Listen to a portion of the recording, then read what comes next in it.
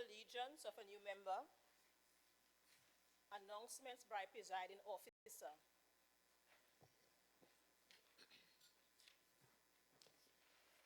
The Councillor Dr. Faith B. Israel has sent apologies for her absence today.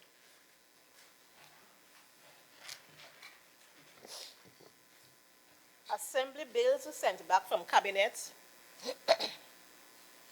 Assembly laws brought back from Parliament. Petitions. Papers. Presentation of reports from Dispute Resolution Commission. Select committees. Code of conduct. Questions to secretaries. Request for leave to move the adjournment of the Assembly on definite matters of urgent public importance. Statements by secretaries or assistant secretaries. Personal explanations. Introduction of bills. Motions relating to the business or sitting of the Assembly and moved by a secretary or assistant secretary. Executive Council business, motion. Deputy Chief Secretary, Deputy the Chief Secretary.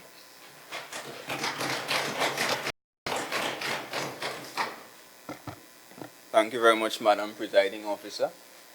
And I guess I should take word. Of course, let me take this opportunity to lay this motion in the House. Of course, I consider it to be a motion not only to the development and prosperity of the people, but also Trinidad and Tobago by extension. And you know, before the debate, I want to take this opportunity to congratulate the Mount Pleasant Community Council, two very distinguished organizations in my electoral district. Congratulate them for once again giving to the people another well-planned, well-implemented and successful both in Mount Pleasant on Monday and of course in Buku on Tuesday. So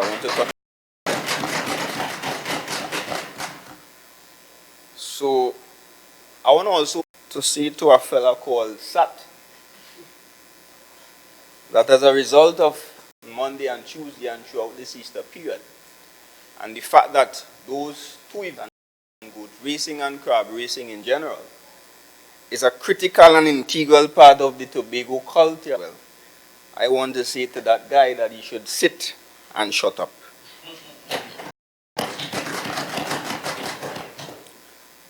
Now to deal with the specific motion.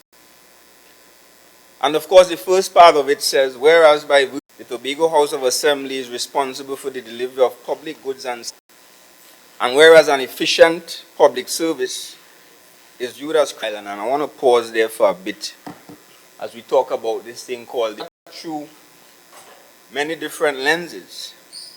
Economists, what is development, they will tell you, or growth in GDP.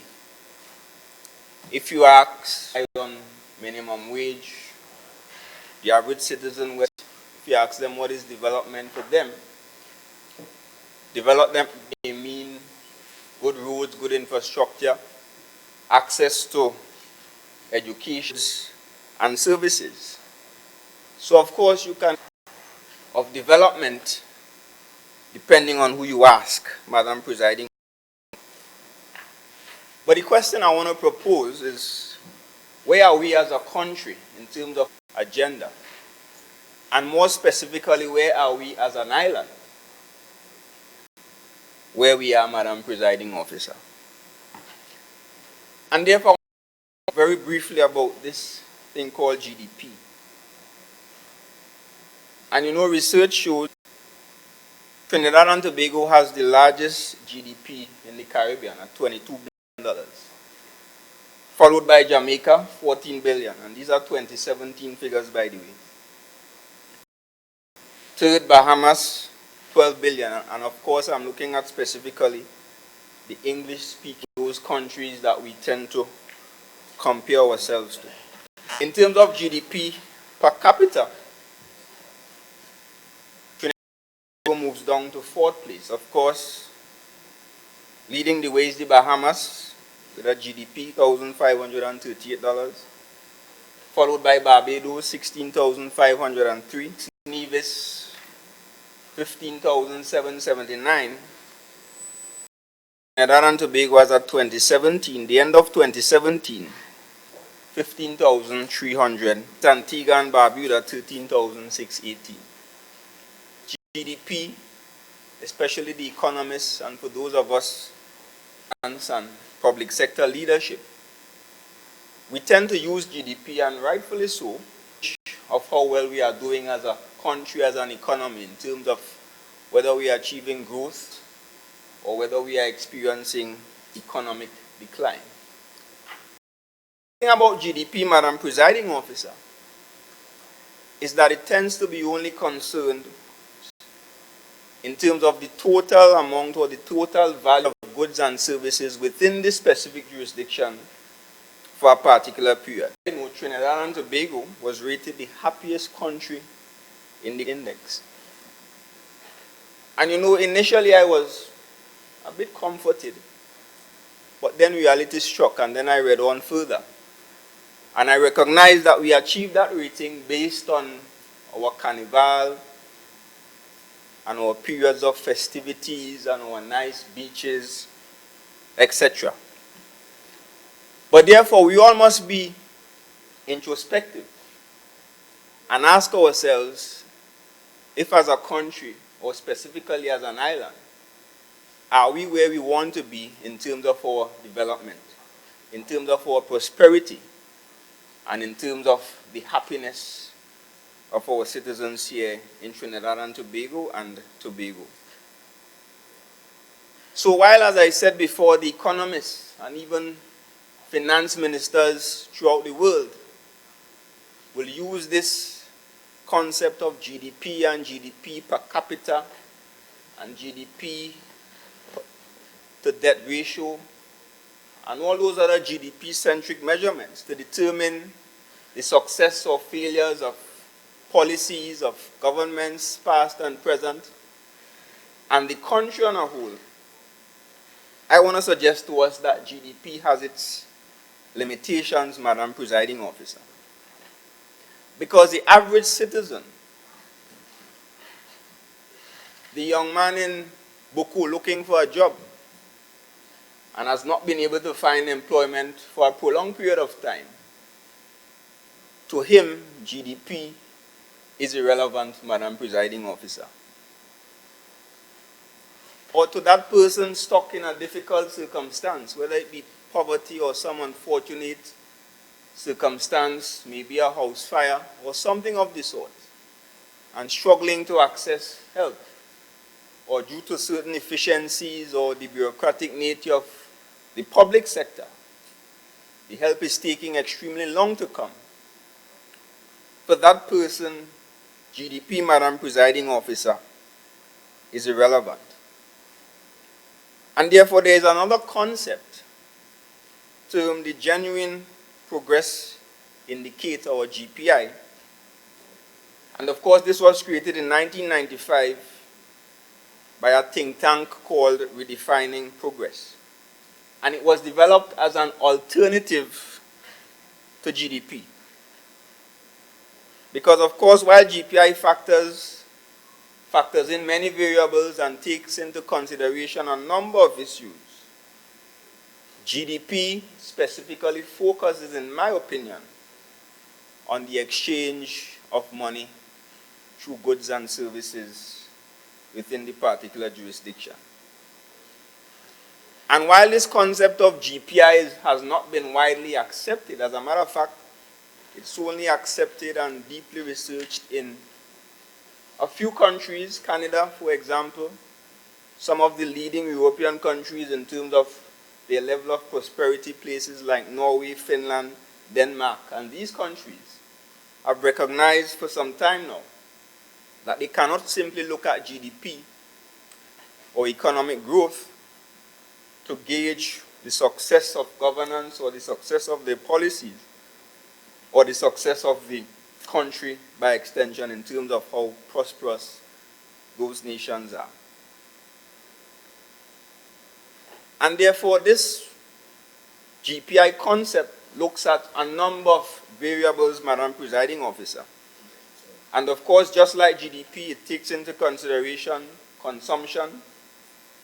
It also takes into consideration income distribution. Of course, when measuring using that concept, the country being measured or the jurisdiction being evaluated receive a greater percentage of points or a greater score if most of the nation's income goes to the poorer class of persons. Of course, it's also adjusted downwards when the majority of a nation's increased income goes to the rich. And I want to give an example. So, of course, looking at GDP, if all of us in this room, I don't go use too many of us, if me and these two gentlemen here work for $200,000 each, yeah? GDP would say 600,000, 246, yeah? So you have a situation where the income among us is evenly distributed, 600,000. But if I'm making 5, and the member for Palatovia Lansom Speyside is making 1, and the minority leader is making 0, GDP will still say 600,000. But when you look at the distribution, I am in a more advantageous position than the other two parties. So of course GPI takes that into consideration and looks at the whole issue of the distribution of the income in a specific jurisdiction in terms of gauging success, gauging development, and gauging prosperity, Madam Presiding Officer. It also takes into consideration infrastructure spending. If spending provides long-lasting benefits like roads and bridges and these sort of things, the GPI concept views it as something positive. If spending drains the government's coffers, such as when we had live sport and rampant corruption taking place, where value for money was not achieved, again, GDP is only concerned that the money was spent. And it will show up in the economist's view and in the view of some politicians as something positive. But the GPI way of measuring success looks at that as a negative. Crime. Crime increases GDP. You have to spend on legal fees. The budget on crime, I think the Ministry of National Security receives the largest cut, or maybe second to the Ministry of Health. So crime causes money to be spent significantly, and therefore it will show up as something positive if you're looking at GDP as the only measurement. In terms of pollution, big businesses get paid twice. They get paid to engage in activities that will create pollution, and then they get paid again to deal with the pollution. And I'm saying therefore, in terms of GDP, all of that can be seen as positive or increased GDP. But if you're looking at the GPI concept, the negative impacts of whatever development, whatever spending we engage in, tends to balance off each other. So therefore, even as we consider as an island and as a country public sector reforms and how we begin to improve the way we manage the public purse and the way we serve the people and the citizens of Tobago and Trinidad and Tobago by extension, it is important for us to take into consideration how should we be measuring success and determining if in fact we are achieving our goals and objectives, Madam Presiding Officer. So I want to suggest that as an island, and maybe this is something that has to be led by the central government, but I'm saying that here in Tobago, we can in fact lead the way by looking at other ways outside of GDP, outside of money spent, outside of the overall budget, to determine if in fact the people of Tobago are in fact enjoying the quality of life that we would hope they are enjoying, Madam Presiding Officer. And therefore, the second part of the motion, be it resolved that this House support the call for the continued transformation of the public service in Tobago to one that promotes service excellence, efficiency, accountability, professionalism, and my favorite word in the entire motion, competence, Madam Presiding Officer. Because I'm saying to us that if we are to achieve our goals and objectives, not only as a THA, but as citizens, and I want to demonstrate how the efficiency or the lack thereof within public administration or within the Tobago public sector can in fact impact negatively on personal goals and personal vision. Because I'm saying if persons requiring government services, and I want to use again social services as an example, an individual who is in a difficult circumstance, trying to find their way out, trying to feed their children. A simple thing as having 1 square meal for the day is a basic challenge. If we in the THA or in any public organization fail to effectively assist those persons, and of course there is a process, of course there is a need for a means test, of course there is a need for interviews, etc.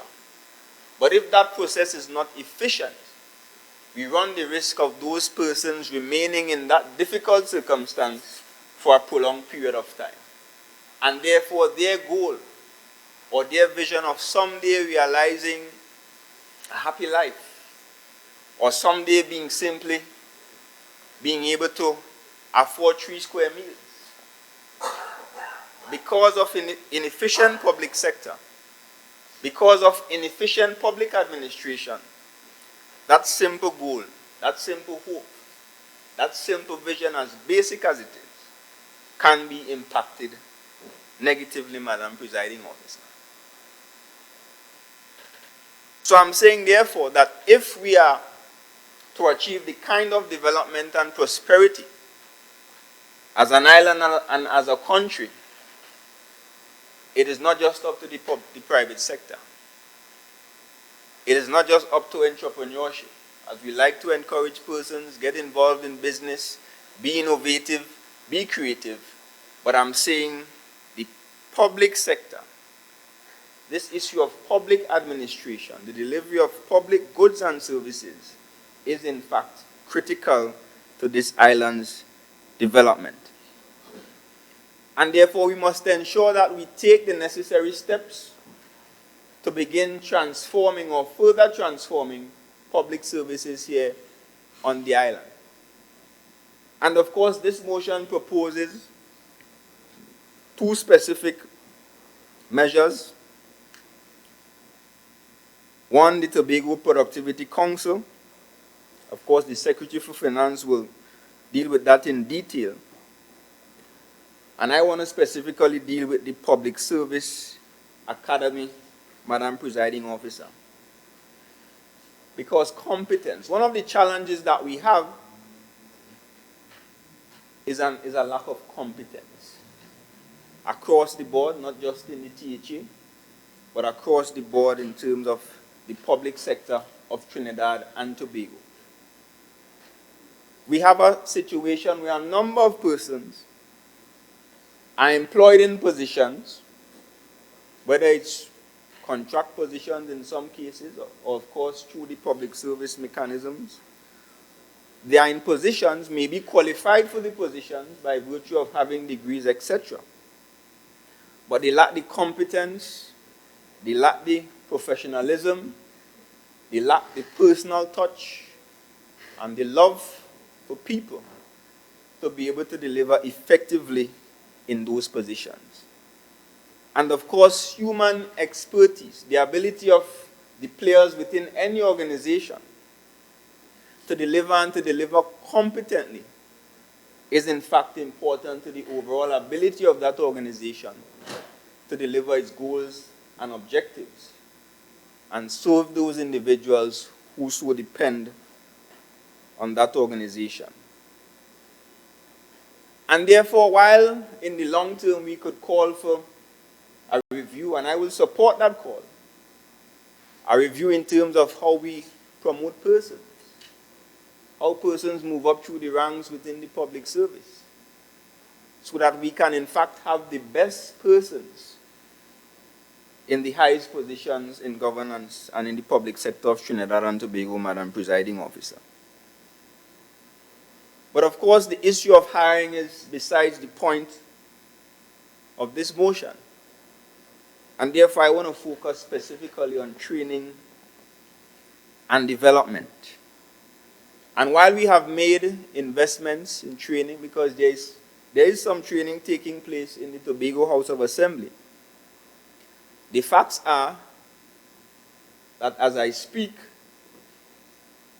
anybody employed in the THA right now, today, tomorrow, next week, will enter into the employment of the THA and will not undergo an orientation session. Yeah? Put my neck on a block. They will come into the THA in whichever division. Of course, somebody who might have occupied a similar position or somebody on a desk nearby may show them what to do. There is no manual for them to refer to determine if that specific way is the correct way. There is no formal training in terms of what the THA is about, what governance is about, what does it mean to serve in the public sector, what is public service. Many of them come in without any track record of service, any track record of volunteerism, and we expect them to deliver. We expect them to come in, work diligently, work efficiently, say good morning, smile, say good afternoon. And I'm saying that is an unreasonable expectation, Madam Presiding Officer. So therefore, it is important for us to begin to change and shift the way we do things in the THA and in the public sector across Trinidad and Tobago. It is important for us to begin to focus specifically on this issue of training and development. Because I'm saying while there might be qualified persons, and persons who mean well, persons who want to work, without the requisite training, without exposure to critical details and critical information, these persons will not be able to deliver, at least at the levels we would expect as leaders on this island. And therefore, we must begin to change that. And therefore, we propose to establish here in Tobago, Madam Presiding Officer, a public service academy. And interestingly, I could say PSC. And of course, this aims to provide human resource development training to all THA departments and possibly to other agencies such as NGOs and village councils, etc. So I'm saying that while the focus will be to ensure that our staff within the THA at all levels, from beginners coming in, we must ensure that we have an orientation program in place, whether it's 2 days, 3 days, or 1 day, so that they are made aware of the expectations, they are made aware of the rules and regulations, and how they are expected to operate in the workplace. because I'm saying the present trend cannot continue. And I'll use an example. Get up tomorrow morning and just pick a division. Anyone. Don't pick education. You might get disappointed. Pick another division.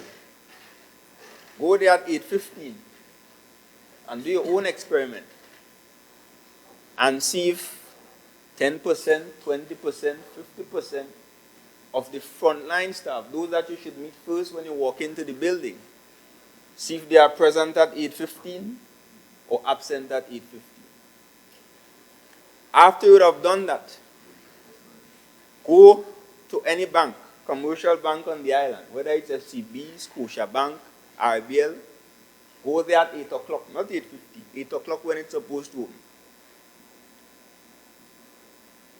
And do your own evaluation and decide if 50% of the frontline staff are present and ready to serve, 60%, 70%, and I'm talking about the tellers.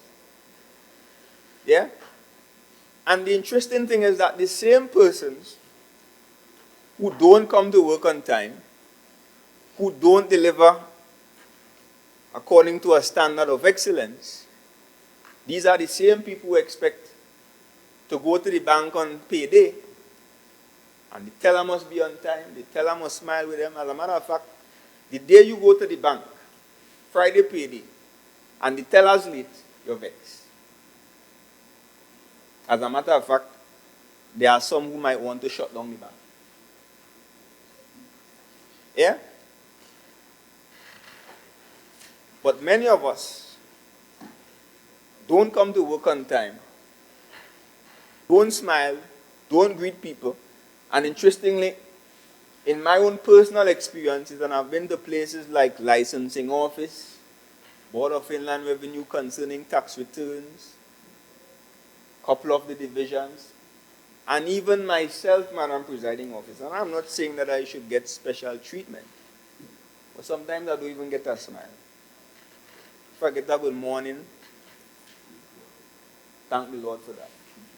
And I'm saying that has to change, and therefore an integral part of this public service academy is to provide customer service training, especially to new entrants coming into the Tobago House of Assembly, Madam Presiding Officer.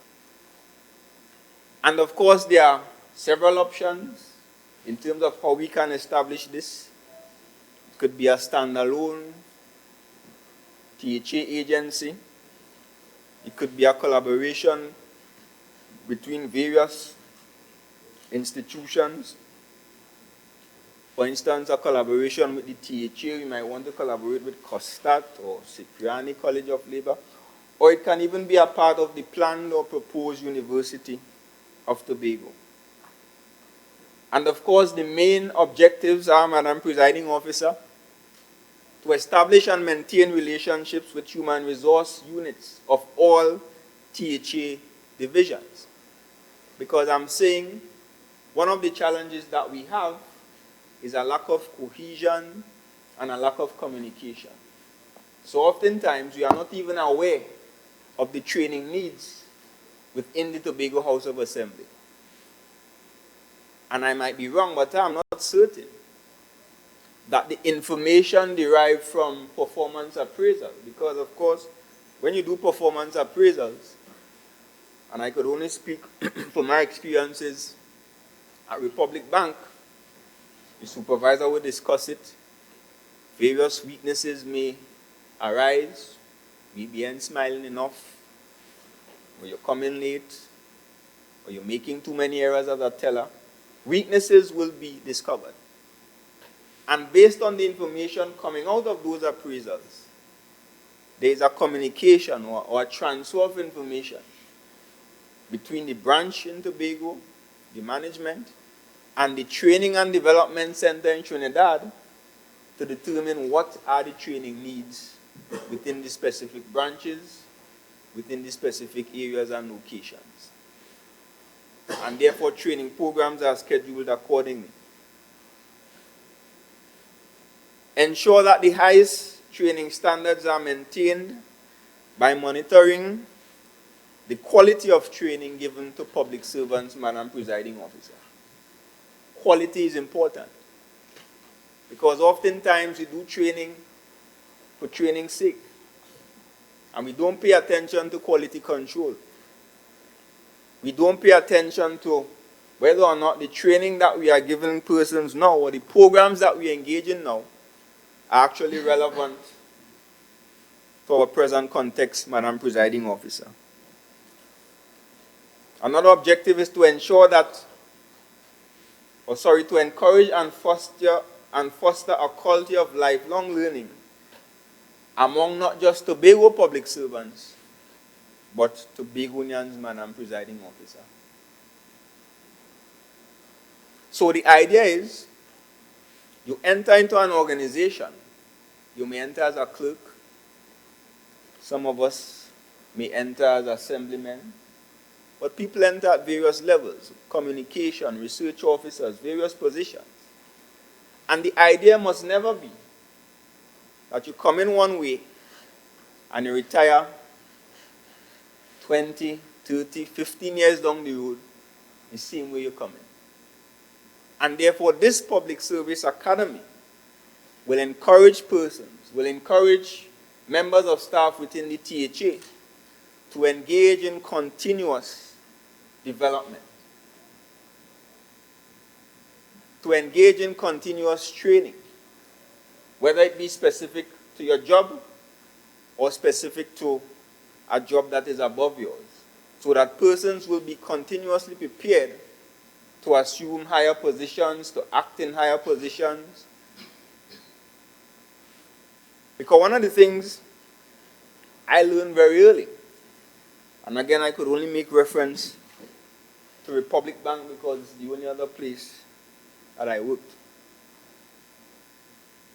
Of course, you come in as a teller. But it is important for you. Of course, we had access to an intranet, a local network, with various training programs that you could go online, do multiple choice questions, learn the information, etc. And although you were a teller, you had the opportunity and you were actually encouraged to train in sales, train in loans, train in other areas of banking, train in leadership, in management. And in some cases, it wasn't an option, it was a requirement that you had to engage from time to time in these basic training courses to ensure that you were not only up to speed with the changing trends specific to your present position, but to also ensure that you were prepared to assume higher positions in the future, Madam Presiding Officer. So it's important for us, as part of this Public Service Academy, to ensure that we foster and encourage a culture of lifelong learning among Tobago public servants.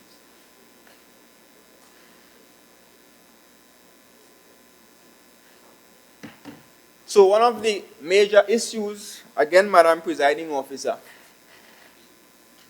is the quality of our officials.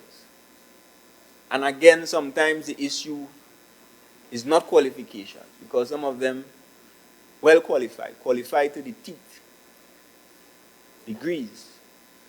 But of course, we all know that a degree by itself does not necessarily prepare you to function effectively in any given job. And therefore, in light of this, I propose the THA, in partnership with the Arthur Jack Global School of Business. Member, you have 6 minutes left. Time flies. So I'll repeat that sentence. In light of this, in light of the issues with equality at the top, and I was privy to watch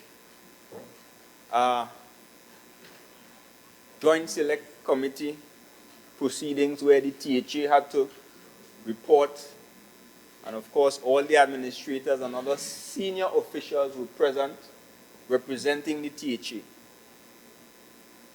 And I'm saying that we must ensure that we have quality leadership at all times, that we train especially our administrators. So again, I wish to propose a public sector MBA program for civil servants across the Tobago House of Assembly, senior civil servants. And of course, this will be in partnership with the Tobago House of Assembly or the central government and the Arthur Lockjack Global School of Business, Madam Presiding Officer. Because it is important for us to begin to expose our leaders, our administrators, our heads of department to top-level, dynamic, and global management thinking practice in order to ensure that staff members who hold senior positions are not only suitably qualified, but competent enough to operate within the public sector environment, Madam Presiding Officer. And I'm saying going forward, just like many other jurisdictions would have done, because the reality is we are trying to solve some of the issues we are now trying to solve are issues that other jurisdictions would have solved a long time ago. But I'm heartened, Madam Presiding Officer, that this administration, despite the challenges, despite the fact that we are battling issues that would have been solved by other jurisdictions a long time ago, we are taking the bull by the horn and ensuring that we take on this issue of public sector reform here in Tobago, Madam Presiding Officer. And therefore, I'm saying that going forward, this is only part of the thrust towards reforming and reshaping the THA to ensure that we can deliver more effectively our duties and obligations to the people of Tobago. This is only part, and it's a critical part.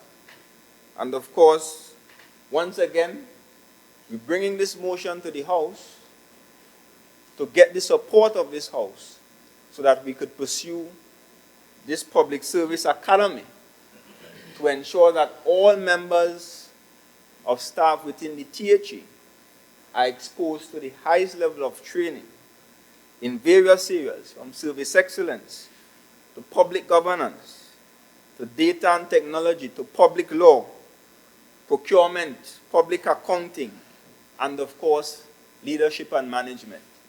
We must mind our business in Tobago and ensure that we train and develop those we expect to deliver to this island and its people, Madam Presiding Officer.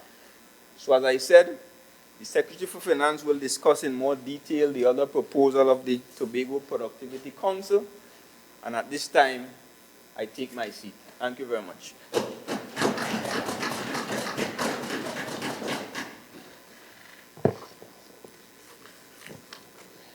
Members, the question proposed, whereas by virtue of the Tobago House of Assembly Act 40 of 1996, the Tobago House of Assembly is responsible for the delivery of public goods and services on the island of Tobago. And whereas an efficient and effective public service is viewed as critical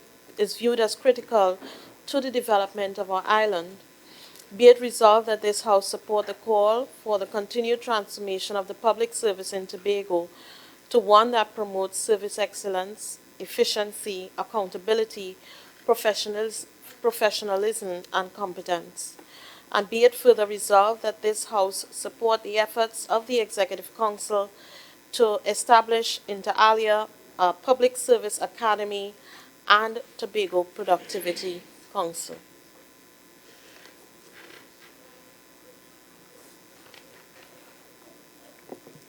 Speak.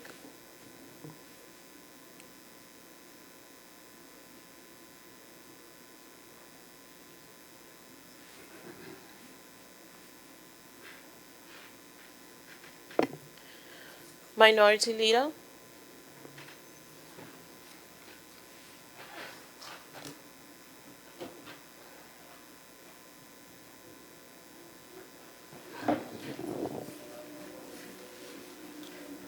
Madam Presiding Officer, it gives me great feeling to see a motion like this. It says to me that the Assembly, led by the PNM, is finally giving up its bad ways for good ways. For the last 18 years, they have spoiled Tobagonians. They have destroyed their enthusiasm for work. For the last 18 years, they have told them to sit down on the projects while the cement truck never come. For the last 18 years, they have given them positions, titles, pay, but no work with no clear strategy of obtaining objectives. Madam President Officer, I would like your assistance, please. There's a lot of distraction on the other side.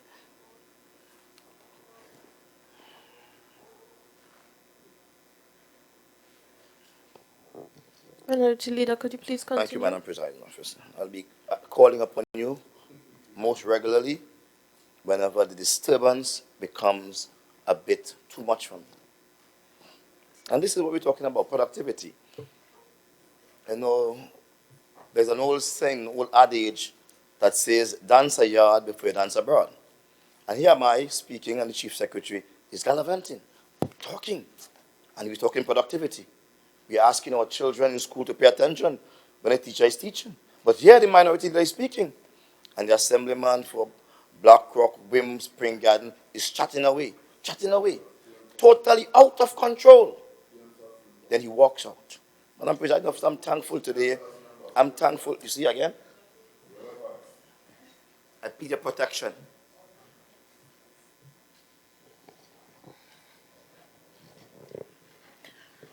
Assistant Secretary for Community Development, Enterprise and Labor, if you do have a standing order that you would like to use as part of the ruling, you may stand and make that request now.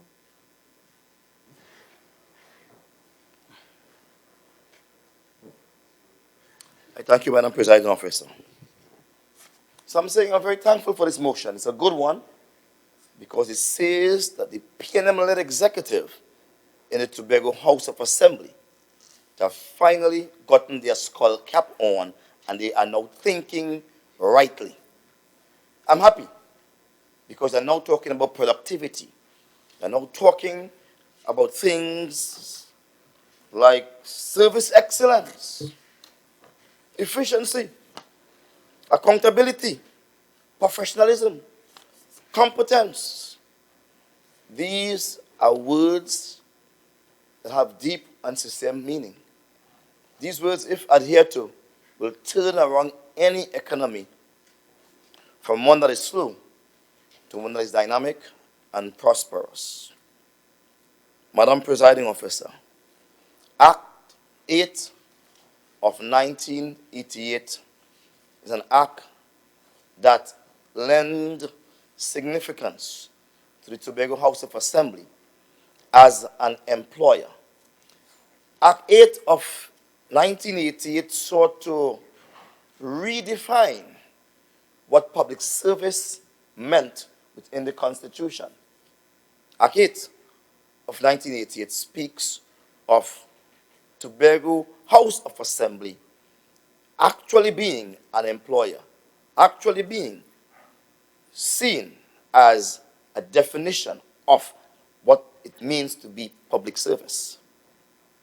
As I negotiate as the president of the PSA and as the president of NATUC, part of that negotiations for public servants that fall under the civil service and the statutory authorities also include those that fall under the Tobago House of Assembly. I'm making a point, Madam Presiding Officer, that the Tobago House of Assembly has the ability to employ persons, public officers, separate and different from that which exists in the civil service, separate from that which exists in the statutory authorities. It's a good day that we speak of productivity, but it is a better day when words do not just become wind, but they become meaningful expressions of intent. Come with me, Madam Presiding Officer, as we look at this motion.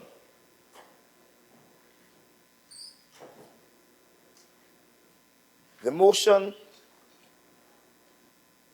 begins by saying, whereas, by virtue of the THA Act 40 of 1996, the Tobago House of Assembly is responsible for the delivery of goods and services on the island.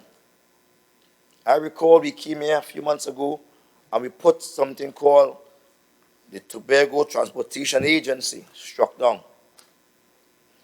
The Tobago University, struck down.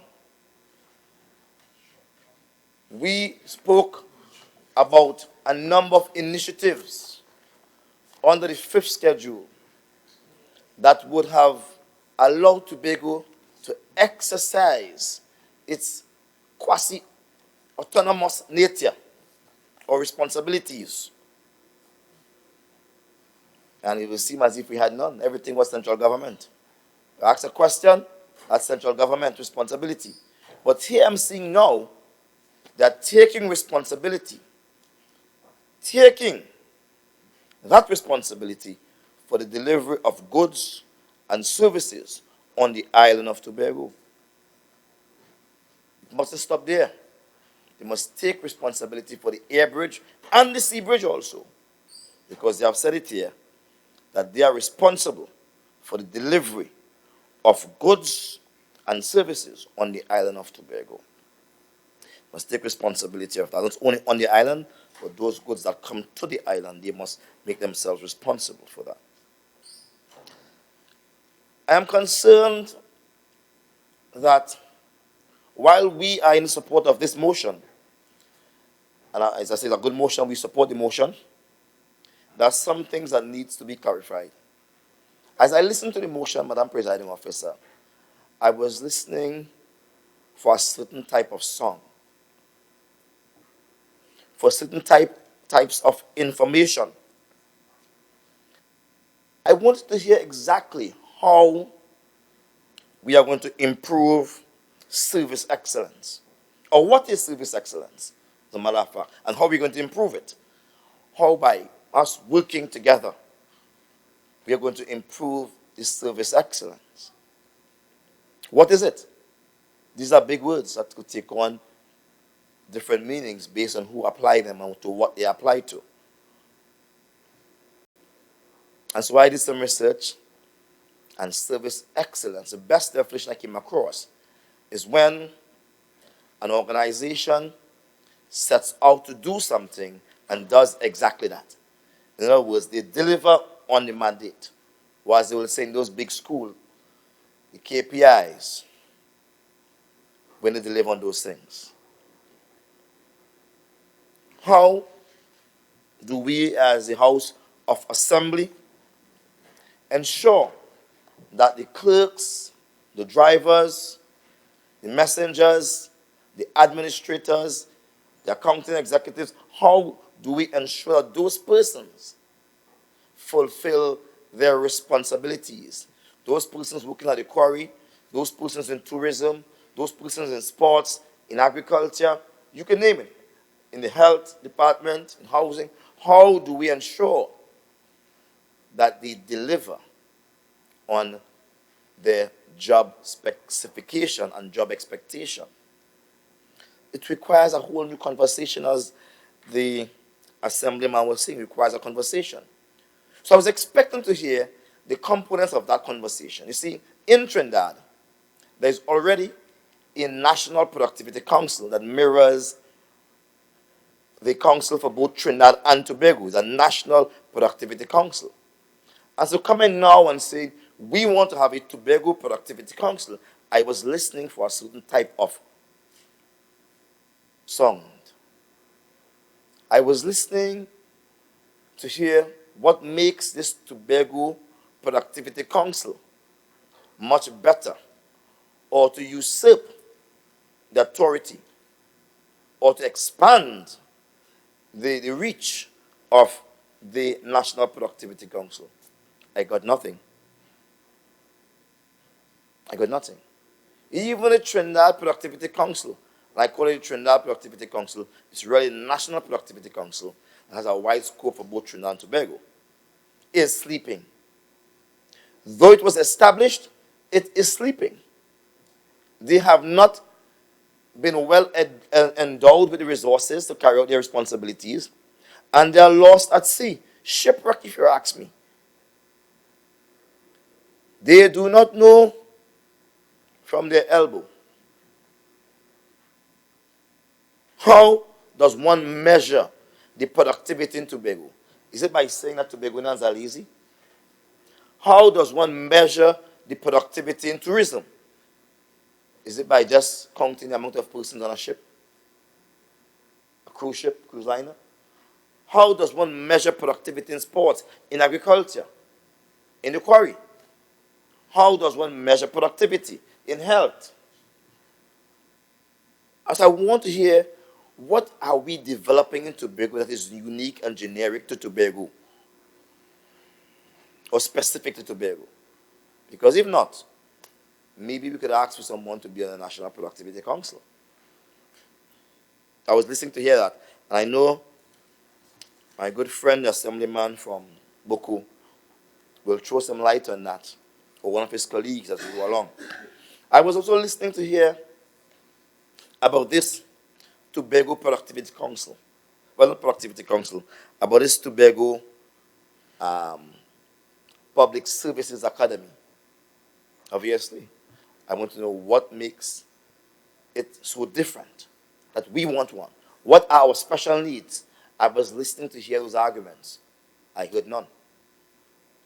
But there's one in Trinidad, and the one in Trinidad is open to all civil servants, those persons, even in the Tobago House of Assembly. All you have to do is to call the permanent secretary responsible for public administration, and you look at your course and you say, well, you want to be on this course, and they will accept you or not. I myself would have gone to that school already, that public service academic school. So it can be done. But I'm not hearing from them the specifics that says why we want to have it Tobago PSA, which is Public Services Academy. Why we want it. The arguments are missing, Madam Presiding Officer, and I hope that my good friend will throw some light on that. Also, what is missing is what type of structure will these two new bodies that we want to create take on? The Tobago Productivity Council and the Tobago Public Services Academy. We already cannot walk with the footmen. Why are we trying to run with the horsemen? We have established a Tobago Tourism Agency that is operating at snail pace. It's oftentimes without money, without resources. It is starved for financing and for proper staff. Now we are talking about creating two new organizations or institutions, a Tobago Public Service Academy and a Tobago Productivity Council. I'm all happy for it, but please provide a justification. Tell Tobagonians why we must have our own. Justify it. That's what I'm asking the question. We have to talk about structure, the amount of persons that will populate it, how to operate, the type of financing it will take per year, how it will get additional financing. We are in a guava season. We have persons in CPEP who are already collecting less money than those persons in CPEP in Trinidad. We have persons also working less fortnight in Tobago than their counterparts in Trinidad. So 1 fortnight a month. So we did definitely apparently a shortage of funds here. And I look forward to hear the budget from my good friend, the Assemblyman for Bacalet, Mount St. George, and knowing what he's going to put in that budget again. We want to hear how has the economy in Tobago improved. Because they are talking about greater demands on the little pocket that we have, the short money we have here in Tobago. They want to take more from it to create two organizations. What type of funding are we talking about here? To have these two organizations. I hope that someone will answer that, the finance man will answer that. But they want to come and puppy show Tobagonians. I would love the idea. For the first time you are working, But we hope that in this case, just like charity begins at home and ends abroad, we hope that productivity begins at home and ends abroad. Lazy set of assemblymen I've ever seen. Lazy set. When I'm presiding officer, drive around and shine tires all day. Come inside the house and sleep. Look around, you see them. Evidence is clear. When I'm presiding officer, again, I wish to reiterate, as I just say here, the Minority Council is in support of the bill. We're in support of productivity. We're in support of service excellence, efficiency, accountability, professionalism, competence, all the nice words. We are in support of that. It's a very good motion, but it lacks clarity, it lacks commitment, and we are hoping that the assemblymen, the PNM assemblymen who are speaking, that they will clarify those areas for us so we can at least trust the process and know it's not a hoax, but it's something serious and meaningful. I take my seat, Madam Presiding Officer.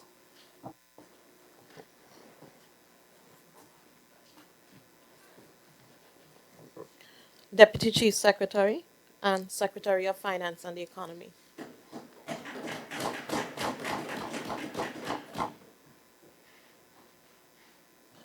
Thank you, Madam Presiding Officer, for the opportunity this afternoon to join the debate at this time and to join the debate on a critical motion which we on this side believe is important to Tobago.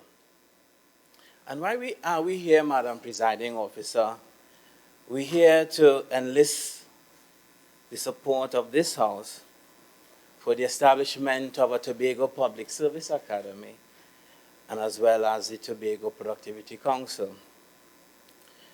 And Madam Presiding Officer, let me start by congratulating the mover of the motion, my colleague, Assemblyman Ansel Dennis, for moving the motion and outlining this administration's desire to ensure that Tobago's developmental momentum is not, that it is not stagnated, or that it is not, and that Tobago reaches its full potential. And Madam Presiding Officer, you know, it's either you like something or you're criticizing something. But as we say, you cannot be partially pregnant. It's either you're for the motion or you're against the motion. But I will come to that in a little bit. But Madam Presiding Officer, the motion today is both important and timely in that it addresses two fundamental developmental challenges facing Tobago today. One is the problem of a human resource capacity constraint in the public sector and the pressing issue of productivity. You know, Madam Presiding Officer, for years we have, we've been hearing that there's a need to treat with productivity. We've been lamenting about these issues. And the time has come for us to shift the narrative to address the problem frontally by taking concrete and strategic steps. And Madam Presiding Officer,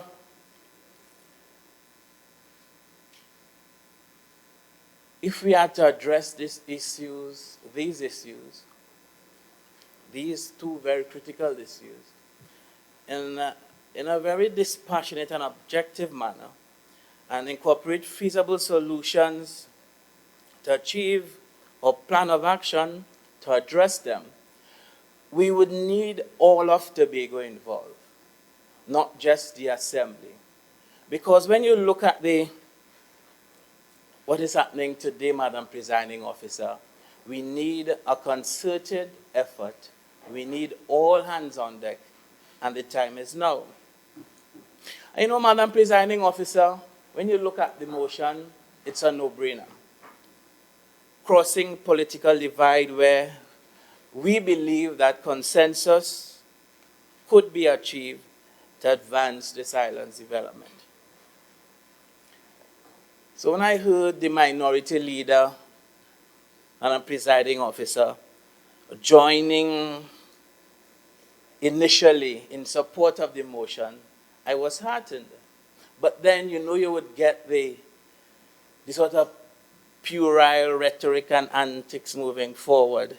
But that aside, his initial yes, we hope, would transcend when it's time to vote.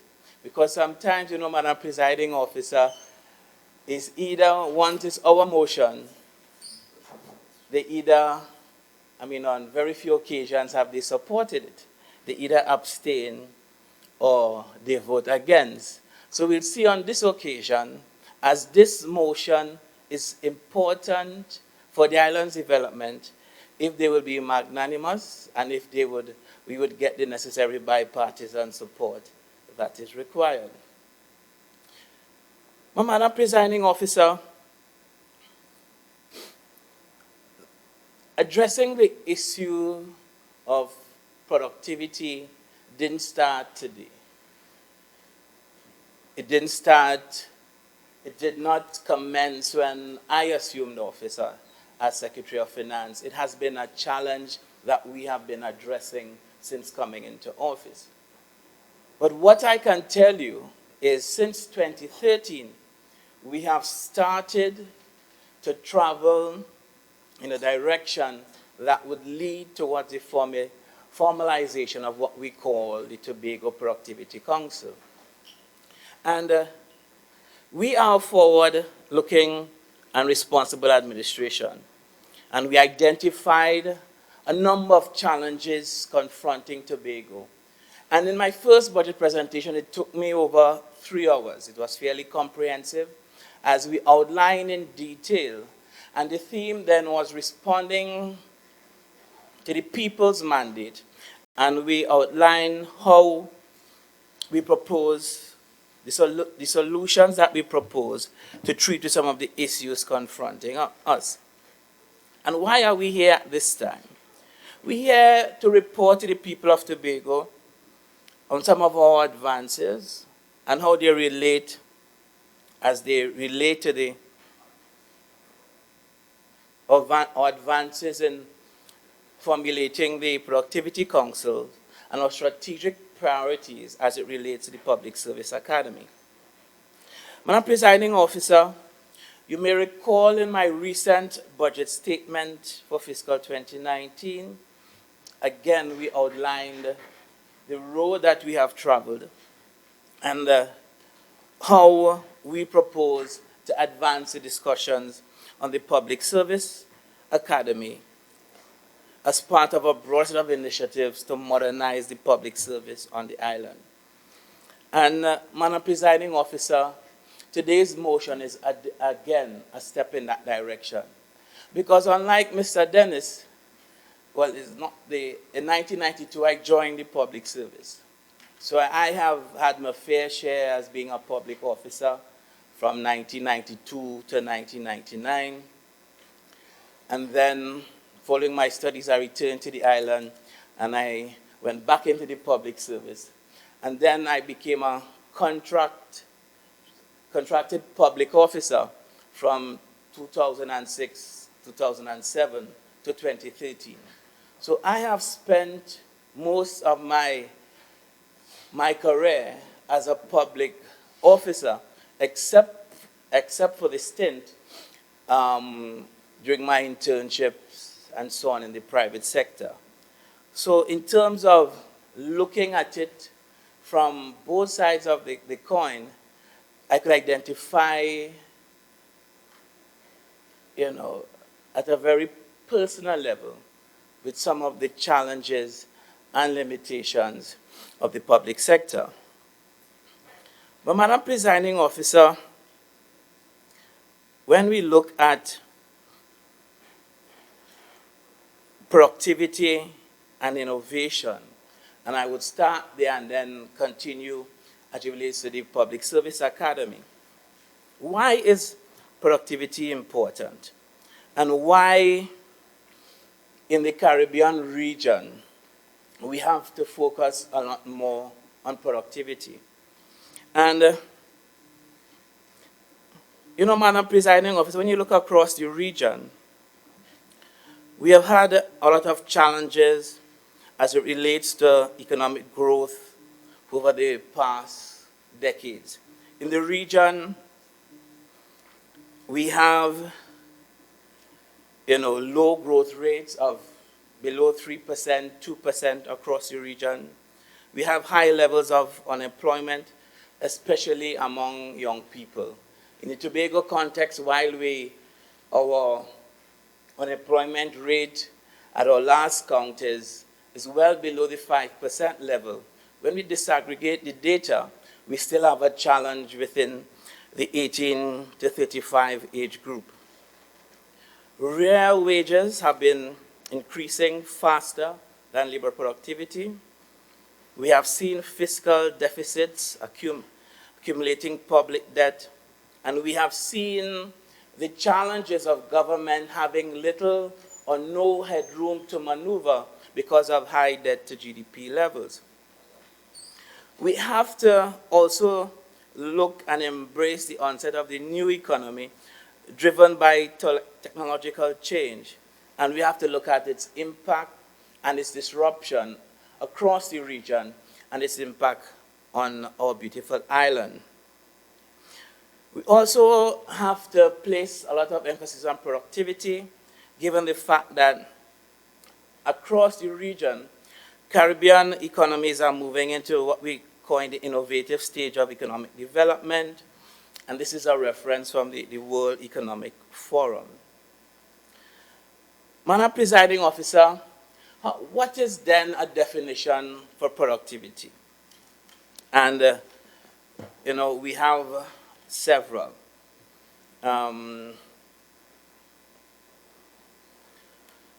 It is defined as the extent to which a country or an organization is able to produce a range of goods and services of a specific quality, utilizing a range of resources such as raw materials, equipment, machinery, human power and knowledge, etc.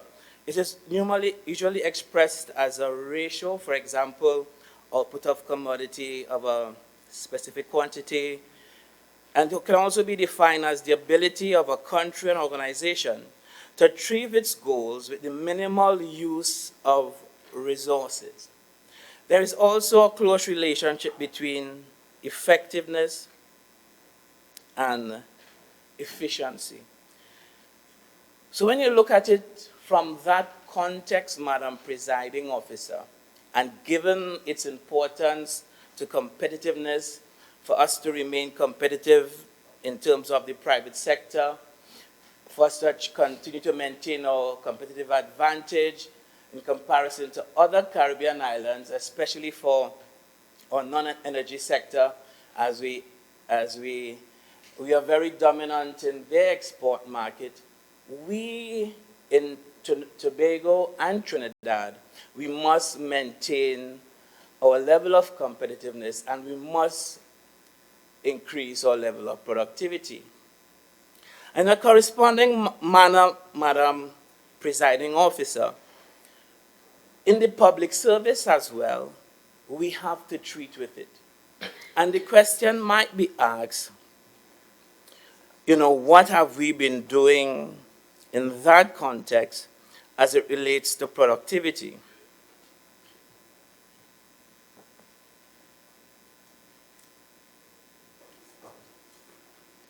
But Madam Presiding Officer, if you permit me just to highlight the road that we have traveled thus far in terms of preparing Tobago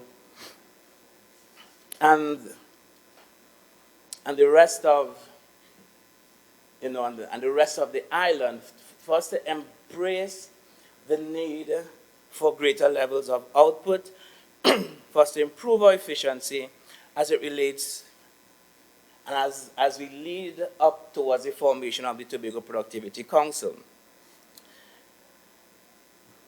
And Madam Presiding Officer, let me state that when we started the journey, we looked around the region as to what was happening to the declining levels of productivity. We compared ourselves to our regional neighbors. We examined their numbers, and we looked at labor productivity in other Caribbean countries. For example, in the Bahamas, we saw between 1992 to 2000, there's an increase in labor productivity, and we have seen declines since post-2002. In Belize, it has been generally flat. In Guyana, we have seen a moderate increase since the early 1990s, and in Suriname, it has been relatively flat between 1992 and 2002.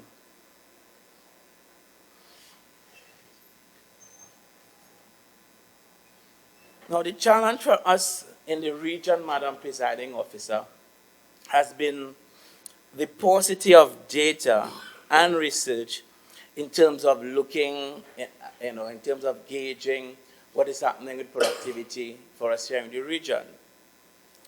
But fortunate for us, Madam Presiding Officer, and as my colleague alluded to earlier, when we look at Tobago and the Tobago work ethic and the Tobago spirit, because when persons could be making disparaging remarks about Tobagonians, how we like to be in Buku running behind a goat, and our penchant for poaching white meat and so on, it's a very disparaging remark. And when you have persons embracing it, we have to ask ourselves, does that rightly describe the Tobago man or the Tobago work ethic or the Tobago spirit? Because, Madam Presiding Officer, using myself as an example, I have never had the opportunity to run behind a goat and to participate in a goat race. And for myself, I would think that I am a very hard-working young man, contributing to the island's development and the Tobago society. But then when we go to some offices and we hear the horrific experiences alluded, as was recently described by my colleague, you have to ask yourself a question that we have seen some declines in our rates of output and our work ethic, and there are things that we have to address. And Madam Presiding Officer, it is time that we address them. Because as I said earlier, if we are to advance Tobago's economic development, and for Tobago's development, for us to protect it, and for us to achieve our full potential, as a people, Madam Presiding Officer, we have to improve our work ethic, and we have to become productive citizens. While we have the negative examples, I want to compliment my colleague on the right. Because here I was going for a meeting at 7:30 in the morning, going to a particular division. And to my amazement, I saw employees getting to work at 7:30 in the morning, signing on, getting ready for work. That is the Tobago ethic I know about.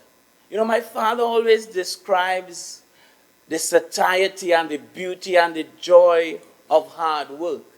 And that is something that as a Tobago man, a Tobago young man, that we are accustomed to, that we were taught and trained to embrace. We were taught that we needed to work hard, engage in agriculture. There was also a quest for learning and self-development and self-actualization. That is the Tobago ethic and the Tobago spirit as I know it. And while we treat with the productivity issue, there's need for a renaissance in this regard. Madam Presiding Officer, we talk about the work ethic in the public sector, but for us to remain competitive as well, we have to treat with some of the challenges in the private sector as well. And we need also to be more productive and to be more diligent in the various vocations, both in the public and private sectors across the island. Madam Presiding Officer, productivity is critical to our aspirations of generating sustainable economic growth, improving our living standards, and enhancing the overall competitiveness of our businesses on the island. And that is important, because you're seeing some recent entrants coming into the market, Madam Presiding Officer, employing various models and business processes in their approach to conducting businesses on the island. And suddenly they are booming.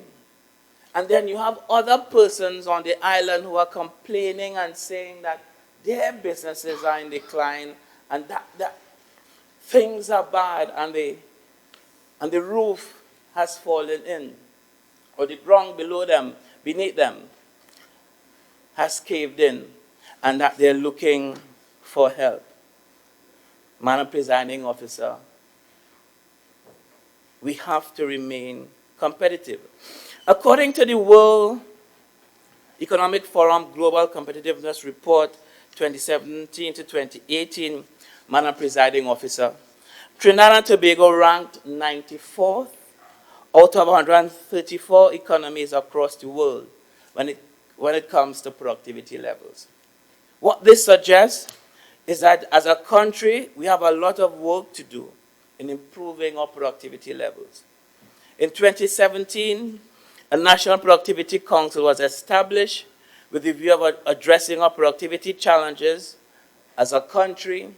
And Madam Presiding Officer, notwithstanding this national entity, we in Tobago, we will continue to work towards addressing the Tobago-specific productivity issues.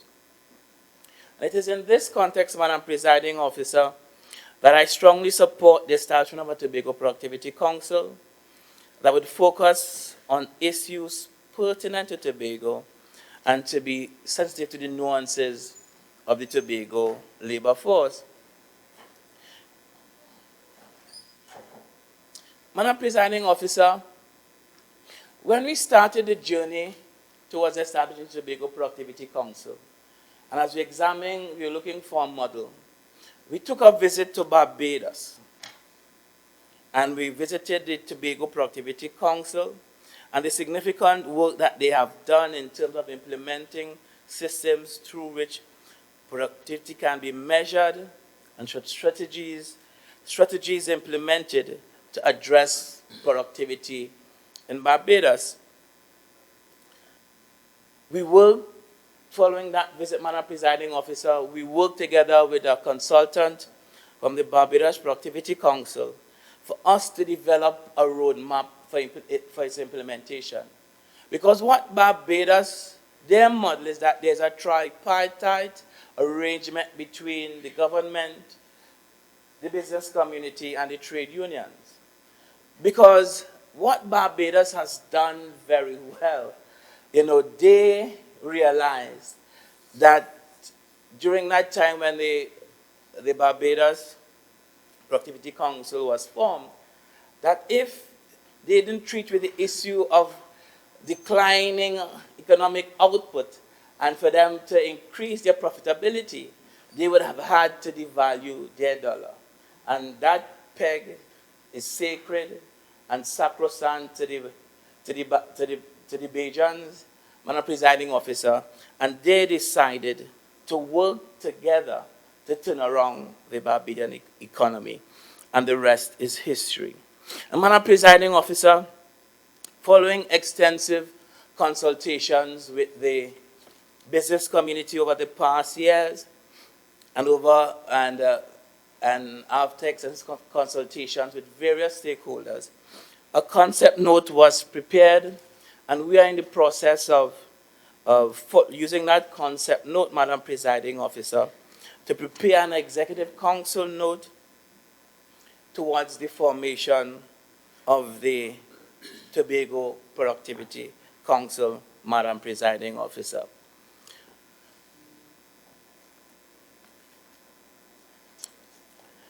The Tobago Productivity Council, Madam Presiding Officer, will be mandated to devise, design, and to advise on the conduct of suitable programs that will ensure the increase of productivity here on the island. The Council will promote and monitor all aspects of productivity growth here in Tobago, consult on matters within its jurisdiction, which may be brought before it by any fact-finding or arbitration body. They will also be required to promote and highlight strategies and success stories geared towards the improvement in labor and management relations. They'll also be required to conduct surveys on an annual basis in both the private and public sectors to gauge the level of productivity on the island, as well as the levels of effectiveness of the policy initiative geared towards raising the level of productivity on the island. Madam Presiding Officer, I'm also pleased to inform this House that as a precursor to the establishment of the Tobago Productivity Council, over the last few years, we in the Division of Finance and Economy, we have been engaged in measuring the level of productivity on the island, both in the private and public sectors, by the use of our annual surveys. It is our sincere hope that the results of these surveys will continue to shape the work program of the Tobago Productivity Council in the future, and as well inform Assembly policy as we seek to treat with the critical issue of productivity on the island. And Madam Presiding Officer, if you can give me an idea of the time that I have. I gave a commitment. You have 4 minutes left. 4 minutes, Madam Presiding Officer.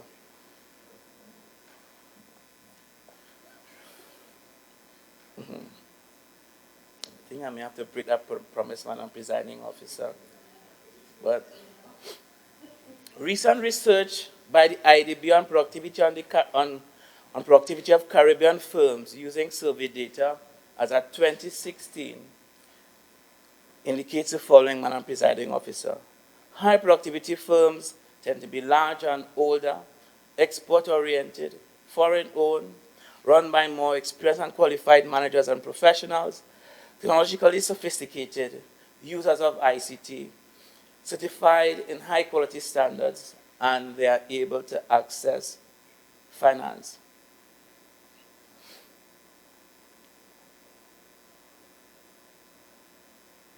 The study also noted that between 55 to 90% of Caribbean firms are micro, less than 10 employees, and small, 11 to 50 employees.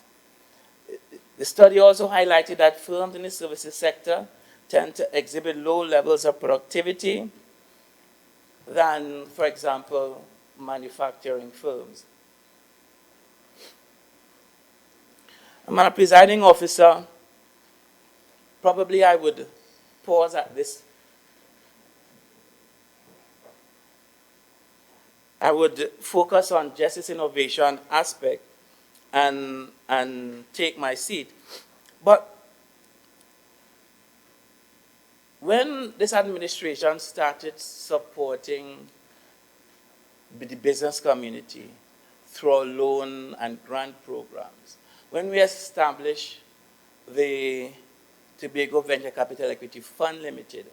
And when we started constructing the Innovation Center at Signal Hill, and when we started to fund the Tier 3 data center at Cove, it was also with the view in mind that part of enhancing or fostering productivity, you need to support innovation.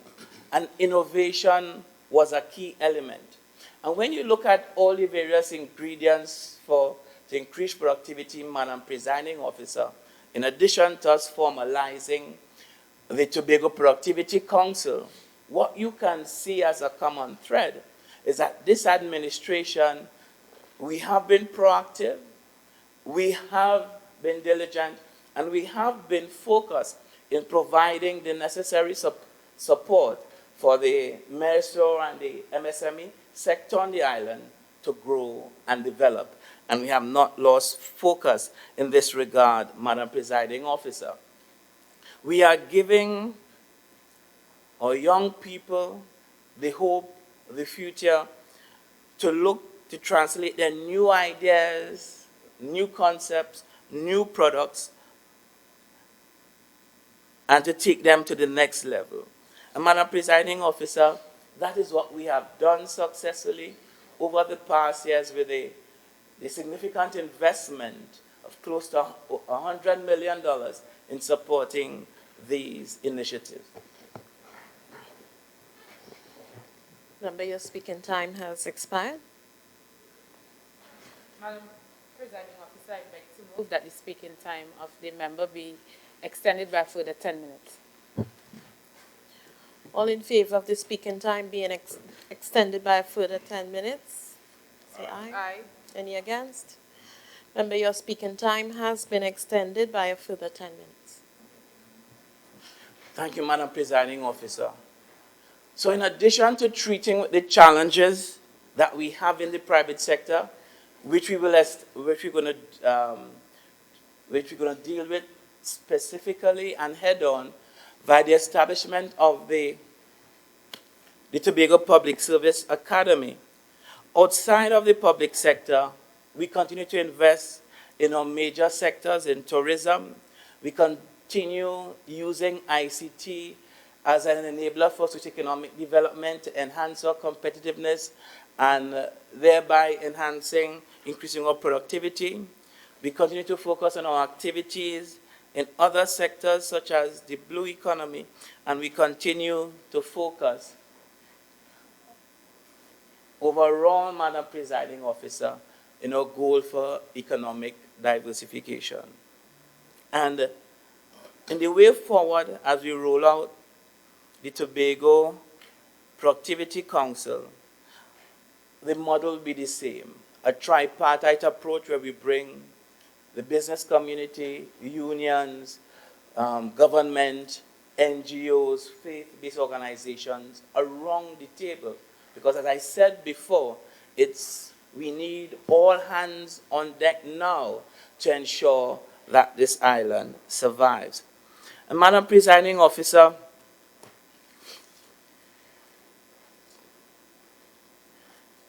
as I close on looking at the areas of the Public Service Academy, just want to share some data which I believe is important. In 2017, an International Civil Service Effectiveness Index was conducted by researchers from the Oxford University and the Institute for Government UK.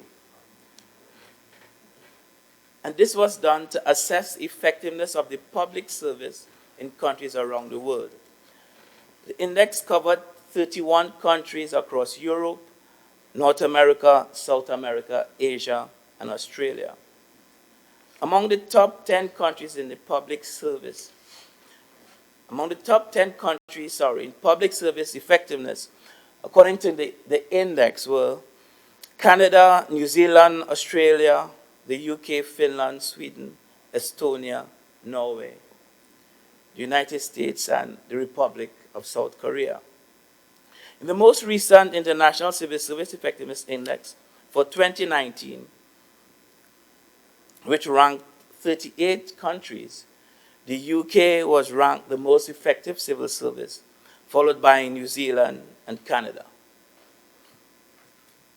And Madam Presiding Officer, one of the most critical elements from when we undertook the research, looking at the index of civil service effectiveness for those years, was the fact that the countries which ranked highest in terms of public service effectiveness, one key element was the fact that they all had very well functioning public service academies to provide ongoing training programs to their public servants at all levels.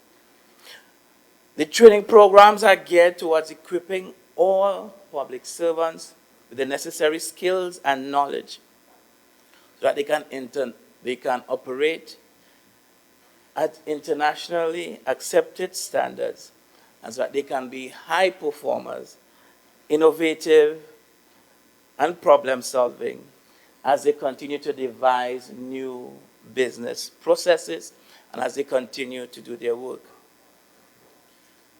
Madam Presiding Officer, according to the International Civil Service Effectiveness Index, Canada is one of the top ranked countries in terms of public service effectiveness. And although this did not happen overnight, Madam Presiding Officer, what the Canadians did is that they established a Canadian School of Public Service in 2004. So today, they are in the top 10, and reviewing the top 10 models and looking at an effective model for us to implement here. And of course, given our relationship with the Canadian High Commission, we use the Canadian Public Service Academy as a model for us to implement here in Tobago in terms of transforming the delivery of public services on the island. Since the Canadian School of Public Service was introduced, there has been a threefold increase in the total number of public service employees taking online courses from 44,832 in 2011-2012 to 129,651 in 2015-2016. The results indicated that more employees were being trained and equipped with the competencies to fulfill their required responsibilities, and there was a significant improvement in the responsiveness and efficiency in the delivery of public sector services, making the public sector services more secure, faster, and easier for the public to access. The approach they used was a whole government approach to learning, and this in turn, Madam Presiding Officer, helped the government to transform the public sector to one that was high-performing and professional. And Madam Presiding Officer, when you add this to what we're doing in the context of our human capital development, all our initiatives in data, I'm investing in young persons to pursue tertiary education, our YES training program, our World of Work training program hosted by the Division of Youth Affairs and Sport. Madam Presiding Officer, we are remaining focused. We have a plan. We are executing that plan. And Madam Presiding Officer, we all stand to reap the benefits in this regard as we use this model in rolling out the Public Service Academy. And Madam Presiding Officer, the training programs that are proposed for the Academy include leadership and management, ICT, policy development and planning, procurement, and also governance. We also propose ongoing training in the public service orientation as we train new public officers coming into the public service so that they can gain a greater appreciation for their role, and they can understand the values and ethics, the culture, and what is required to function in an effective public organization. Madam Presiding Officer, The ultimate goal of the Academy is to enhance the capacity, efficiency, and professionalism of the Tobago public service, with a view towards improving the quality of the service provided to the people of Tobago, as well as a corresponding increase in output, Madam Presiding Officer. Madam Presiding Officer, there is indeed a need to modernize and retool the public service on the island. And this is critical even as we speak, because of the fact that we are looking, Madam Presiding Officer, we are currently in discussions to have the self-government bill, the bill that will grant internal self-government to Tobago. We anticipate it will be brought to Parliament shortly. What the bill will do, Madam Presiding Officer, is expand the responsibilities of the Assembly beyond what is outlined in the 5th schedule of Act 40 of 1996. With these expanded responsibilities, Madam Presiding Officer, there will be, or there is rather, an urgent need to retool the public service to ensure that we enhance the delivery of goods and services to the Tobago public in a more efficient manner. If we do not retool, train, and empower the Tobago public service, Madam Presiding Officer, we run the risk of not effectively optimizing all the benefits which self-government will bring to us here in Tobago. So as I close, Madam Presiding Officer, again, let me thank my colleague for moving the motion, and I sit waiting with bated breath to see if we will get the bipartisan support to pass this important bill which seeks to protect the advances that we have made in this island's development. Thank you, Madam Presiding Officer. Member for Palatuvia, Lansome, Speyside.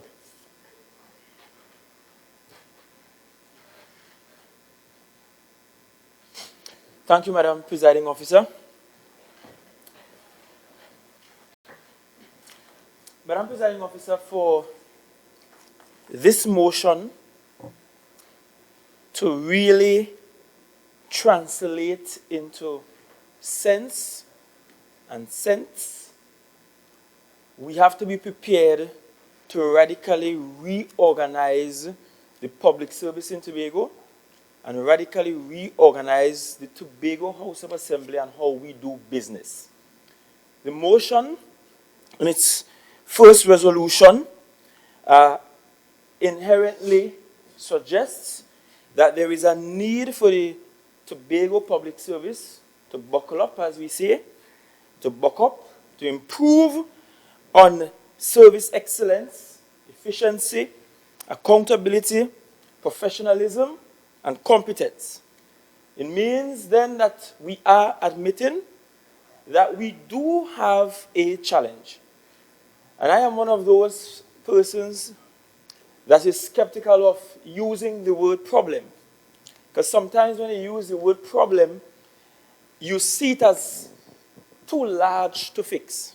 So I will prefer to use as my lexical selection the word challenge. Yes, Madam Presiding Officer, we do have a challenge on this island when it comes to service excellence, efficiency, accountability, professionalism, and competence. Notwithstanding that, I wish to, from the onset, reject a notion that is growing in popularity, a notion that suggests that somehow Tobagonians are the laziest of all the lazy people in Trinidad and Tobago. The reality is that Trinidad and Tobago, as a nation state, has a productivity issue, a challenge with productivity. And I don't know that any of those that are proffering a sense of notion that Tobagonians are lazy and so on have actually sat down to do the research and to compare statistical data between Tobago and other regions in Trinidad and Tobago before arriving at their conclusion. And so when we talk about our unproductivity on the island of Tobago, it cannot be spoken of in isolation of the reality that we have a nation that is generally not as productive as it should be. I must also, from the onset, indicate, like the assemblyman for Backlet Mount St. George, that I have never run behind goats, except when they try to get away from me while bathing them in the sea in Speyside. I have never raced crabs, and given my religious orientation, I don't even eat crab. But the point is, we must forcefully reject as an island any sort of narrative that paints us in the same stereotypical way that the African enslaved were painted post-emancipation. You're just black and lazy and good for nothing. You don't want to work hard. And we must reject that, because this country called Trinidad and Tobago owes a debt of gratitude to this small island called Tobago.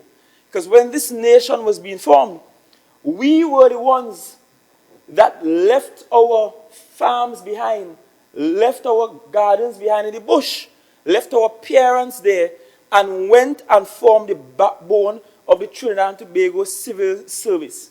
In fact, in many instances, we were some of the earliest top-ranking officials in the Trinidad and Tobago civil service, which says to me that this small island of Tobago has the capability to produce efficient and hard-working individuals. And I believe that we still do, notwithstanding the national challenge that we do have with laziness within the public service. But we must also learn to take some responsibility. Because sometimes in a home, to use the analogy of a home, you have children and you love your children so much that you spoil them. You don't allow the children to wash their own clothes, to cook their own food, to sweep the yard, to wash down the drain, to plant something in the back, to carry up the garbage. You do all for the child or the children, as the case may be. And then, as I learned when I encountered some of my friends from the Caribbean at Mona, they appear at some point in their life needing those skills, and they really don't have the skills. They can't even open a tin of corned beef. And I'm making that analogy to say that perhaps the Tobago House of Assembly, one of its flaws, in that in being so willing and wanting to please everybody, to make everybody feel so good, that we have spoilt many of our residents to the point now where we have to look back painfully and ask ourselves and scratch our heads and ask ourselves, how do we get these same people that we have spoilt over the years to be more productive? I remember perhaps about 3 or so years ago, the former Chief Secretary made a visit to the school where I taught at Speyside. And he was there to have a conversation with the students about Tobago's self-governance and about autonomy. And he remarked during his presentation that he left Scarborough in the morning and he met all those development gangs except for one working on the road. So after his presentation, I went to him and I said, "So Chief, what did you do?" He said, "Well, I drive past them, but I had to talk to the secretary and so on." I said, "But you should have stopped your vehicle and come out." Because clearly, if people were just sitting down by the road, not doing the work they're being paid to do, it means we have a problem. And if we are honest in this house, Madam Presiding Officer, we will reflect and say to ourselves that perhaps we have spoiled far too many of our Tobagonians when it comes to work ethics. we have given them far too many handouts. And don't get me wrong, I believe it is the duty of any government to provide handouts, because handouts will inevitably form part of a social safety net. But it cannot be at the expense of work ethics. And I believe over the years, we have perhaps spoiled our residents. And so we are at a juncture where we must now rein some of our residents in. If we should take the first resolution and the second resolution together, we can rightfully assume that there is a need for us to do two things in order to improve on our productivity. One, the Public Service Academy, and two, the Productivity Council, the Tobago Productivity Council. With regards to the Public Service Academy, I note that it is not a new concept to Trinidad and Tobago, because there is existing at the moment a National Productivity Council, a Public Service Academy rather, operated by the central government. Now, when I looked at the Ministry of Public Administration's website and how they delineated the work and the goals of the Public Service Academy and how they operate, I wish to put on record some of the tenets of their operations. Now, the National Public Service Academy, as it is now structured, they will provide a schedule of training most times at the beginning of the year, the financial year that is, for the public service. Secondly, that info is generally circulated down through all the divisions of all the ministries, and divisions and ministries will nominate people or nominate individuals, nominate workers for that academy and for the various courses as the case may be. Once that information or those nominations are forwarded to the Public Service Academy, applicants are registered for the courses according to availability of space. Additionally, if a ministry wishes to request a specific course, the ministry can do so. The academy uses the Government Training Center in Chagaramas to conduct the majority of their courses. However, they will facilitate courses in Port of Spain and environs, and they will also facilitate courses in Tobago as the need may be. Now, that in a nutshell is how the Public Service Academy now works. And I am happy that the move of the motion, Assemblyman Dennis proposed that we look beyond this model and look at how we could partner with tertiary education institutions to make this work. You see, when the minority proposed the motion of the Tobago University, in our mind, that Tobago University will encompass all of these needs that Tobago have. Whatever our needs are, the university will treat with them, and that includes the public service and how we keep the public service retooled, retrained, so that they will be efficient and effective. There is also a need for us to understand that this issue with unproductivity within the public service is more than just a labor issue. In fact, larger than the labor issue is perhaps our inability to properly manage the labor that we have.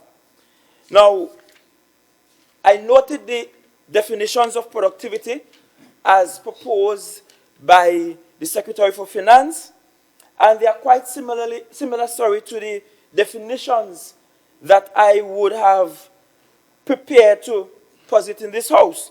Because productivity, more or less, Madam Presiding Officer, is really measuring how efficiently or how effectively production inputs such as labor and capital and maybe even other resources are being used within the economy to produce a given level of output.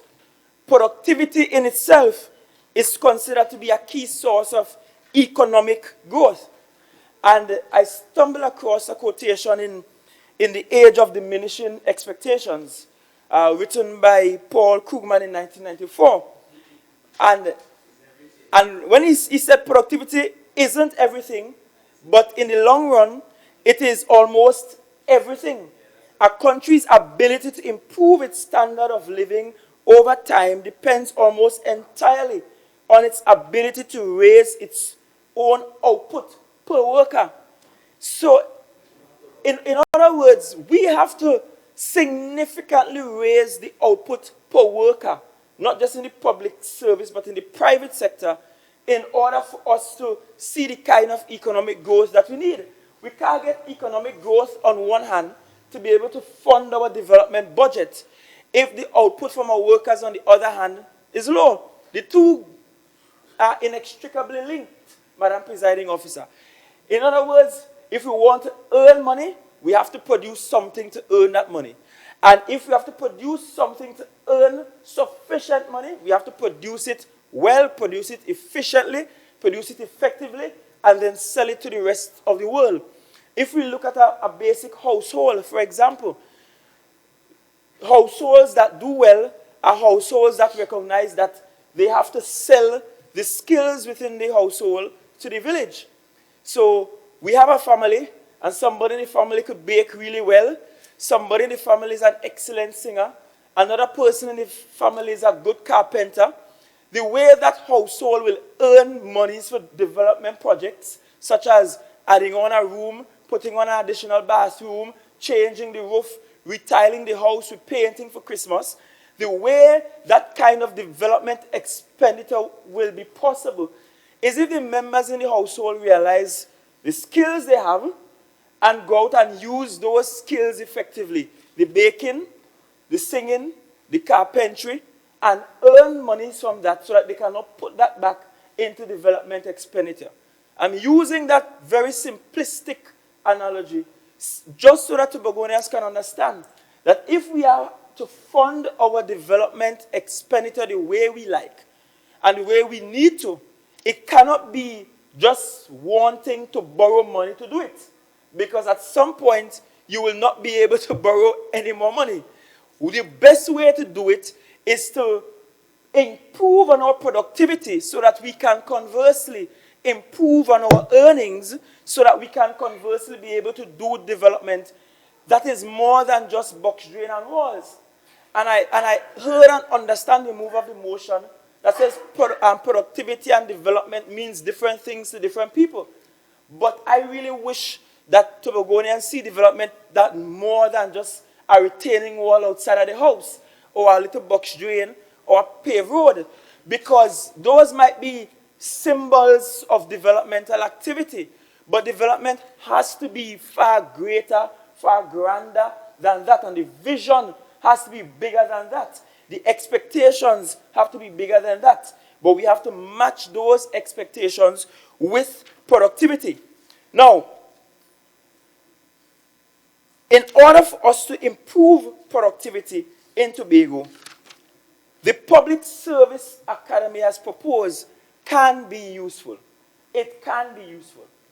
But, and that Public Service Academy has to do more than just train members in the public service in the bureaucratic procedures used by our public service. So they have to know more than just how POs work, what's the chain of command, how things move from one desk to the other. They have to know more than that. That academy must also inject into our public service the need for us to use the technology more efficiently. Because you see, most times when we talk in productivity, everybody jumps to the worker that's lazy and don't understand that labor is one part. When you're measuring productivity, you also have to look at capital. And capital simply means our capability to do stuff. We have to look at what we are putting in, what capital we are putting in.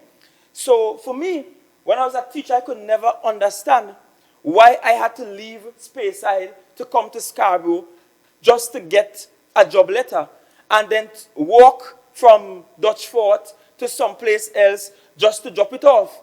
I couldn't understand why I couldn't go on an app or why I couldn't send an email requesting it and I just get it. And why by now we don't have an advanced system that can automatically generate the job letter, because the words, it doesn't matter how many times you go for the job letter, the words not going to change. All that might change is if your salary would have changed, or your tenureship would have changed. Why we can't have a software that automatically generates that? And of course, when you're doing that, you start making an argument between the cutlass and the weed whacker, essentially. And when one replaces the other, then it means that labor, the need for labor becomes far less. However, your output can become more. And if your outputs are more, then you earn more, then we earn more as an island. And so the trade-off with the use of technology is that we can earn more. And if we earn more as an island, then there are more opportunities, even for the private sector, and new avenues can open up. You know, when I was a little child, my grandparents used to walk to a place called Zaptree to farm, to plant yam and so on. Now, I don't do that because I just found that to be a terribly hard way to live and earn a living. And, but this area in Zaptree is located somewhere between Spacer and Shallerville, and so they have to climb the hills as if they're going to Flagstaff in Shallerville, and then go off the main road and go through some bush, climb down in a ditch, climb up again, and get to this land. And it used to always amaze me that they will tote all these crocus bags of corn and of yam and coconut and all sort of stuff from that distance, manually, all the way down to Speyside. Now, if some of us have our way, we will continue living that way, because somebody will suggest that that's just how we have always known it. And that's another challenge for us. In order for us to reorganize how the public service does business, we'll face a wall, Madam Presiding Officer, that says this is how we have done it for the last umpteen years, this is how we know it, and this is how I'm going and do it. But even if I am to take up farming, I am not going to walk to Zaptree to farm. It just doesn't make any sense in an age when we could have a pickup van to carry us to the closest point and then walk to it with the tools and do the work. That will be far more efficient and far more productive. And so one of the things that will challenge us is, how do we get public servants, and those on contract, those in the establishment, to do things differently? And that's why I started by saying we have to be prepared to reorganize how the THA does business in a very radical way for this to work. We have to understand also, Madam Presiding Officer, in that vein, that productivity is more than just showing up for 8 a.m. Because I have found that some of the most unproductive people on this island are here from 8 a.m. in the morning, and they leave promptly at 4 p.m. or 4:15 p.m. and not a second after. And that's one of the most unproductive. I have worked within the THA in different realms. Every summer I'll come home and work for the summer program, and they always put me in the office of Chief Sec down in accounts. And I could not understand why at 5 minutes before home time, an accounting officer will refuse to write up a PO because she packing she bag to go home. But she's there from 8 o'clock in the morning, and she doesn't see the request, the PO request that came in as urgent, because as far as she's concerned, it's home time. You know, like children, when the bell rings, they just have to race out to get home. And that to me is also a symbol of unproductivity. Not just arriving at work late, but what we do for the duration while we are there. I wish to propose that the THA consider having some categories of its workers working from home, as opposed to working out of an office building. That will reduce the space size that we need, which means we'll spend less money per square foot on rent. But also, we can just give to some category of workers deliverables every week. These are the things you must deliver. These are the things that must be done within the week. Deliver them, and we don't have a problem. Don't deliver them, and we will have to replace you. Which will mean that some categories of workers will just shop at the office to report, or even emailing reports on what were actually delivered and what was actually done. But I don't see any need for us to continue in a traditional mold where we all get up, get dressed nicely, get into Scarborough or wherever for 8 a.m., cause a set of traffic, which adds to the unproductivity, get into the office, spend the whole day sitting down there, spend 3/4 of the day talking some comments with some neighbors somewhere about, or looking at the latest things on Facebook, and still not get much work done. It is time we start presenting workers with actual deliverables, and I wish to suggest that there may be a need for some category of workers to even work from home, which is going into the realm of e-governance, which means that we can interface with the public, not just through face-to-face, but there's an opportunity for us to interface with the public via the internet. Secretary for Finance spoke about youth unemployment. And when he spoke about that 18 to 35 age group, that remains a challenge. And sometimes I wonder if one of the trade-offs for not getting rid, maybe that's a too harsh a term, one of the trade-offs for not allowing our pensioners to retire in peace and go home and mind babies and lazy around on the beach and bringing them back on contract is not unemployment or underemployment in that youth category. Because the move of the motion spoke about competence as one of the things. If we have to bring back a retiree into the public service on contract to do what they were doing for 30 plus years of their lives, it says something about how we passed on information and how we train people. And so even in that area, I can see some usefulness for the academy. Because I really don't see why we need to bring people back on account that nobody else in the office knows how to do it or has the skill sets to do it. Where is the continuity? Why weren't we passing on that information? Where is the training? As I was getting here, Madam Presiding Officer, I noticed again the expeditious nature with which we're doing some of our road works in order to facilitate our jazz festival this weekend. And I'm raising it to say we can be productive when we want to be productive. As an island, we know how to be productive when we want to be productive. I've also seen it at carnival time, because I manage a steel band, and I have seen the same people who are lazy, push pan, lift pan, get pan, tune, get song, learn 2 songs, 3 songs in one season, learn 2 songs in a week and a half, organize yourself, be in Trinidad, play, come back up, play for THA, go back down, play. That's productivity. How can we be productive for that? How is it we can be productive all of a sudden to get every hole patched in the matter of a few days? Get a whole big car park bill in the matter of a few days. What's happening with us for the rest of the fiscal year? Why can't we be equally productive throughout the year? So the point is, we can be productive when we want to be productive and when we want to get something done. So just coming up, we need some car park space. We build a car park in short time. We have to make the place looking nice so that visitors ain't got bad talk. My good friend from Blackrock, Spring Garden, Wim, and say, look how we keep in the countryside, so all we hoes getting patched up nice on time for the jazz.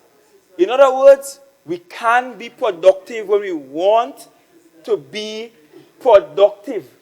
And so we must get our workers to be productive throughout the fiscal year and not just when we have a point we want to prove or we want to look good, but throughout the year, get our workers to be productive. There is a need for managers in the... Please, Leader of Assembly Business, please have some respect for the speaker and allow him to finish. Thank you. Thank you, Madam Presiding Officer. Sometimes it is need protection from the Leader of Assembly business. So I thank you for that protection, Madam Presiding Officer. Yes, so the point is, when we are doing things that we love or things that we need to get done, we find a way to get it done. We do it for Carnival every year, which is perhaps the most productive sector in terms of the number of people involved in the sector and the industry and how they work and how quickly they work and how efficiently they get things done. And if we can get it done in those other sectors, why we can't get it done for the everyday working of the public service? I wish to also suggest to the House that to get workers productive, we have to ensure that workers remain motivated to work. And getting workers motivated to work means that workers should not hate their jobs. And hate their jobs because they feel that when they get there, they're not treated properly. The gratuities are 100 years late, and of course that's a hyperbole. They can't get their administrator to respond to some of their needs. And that is all about management of labor. We have to motivate our workers by also ensuring that the environment in which our workers are working are conducive to productive work. We all noted the terrible fire at the fire station in Scarborough. But the reality, if we are honest with ourselves, is that that station perhaps breached every OSHA regulation known to man.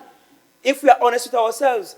And that's where our fire officers were working. Now let's ask ourselves, how productive could they have been in a building like that that they were complaining to the seniors about because the electrical ain't good, because the floors creaking, this happening? How productive could they have been?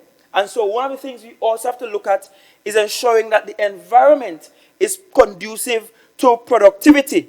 As my good friend, Minority Leader, will say, we have sick buildings.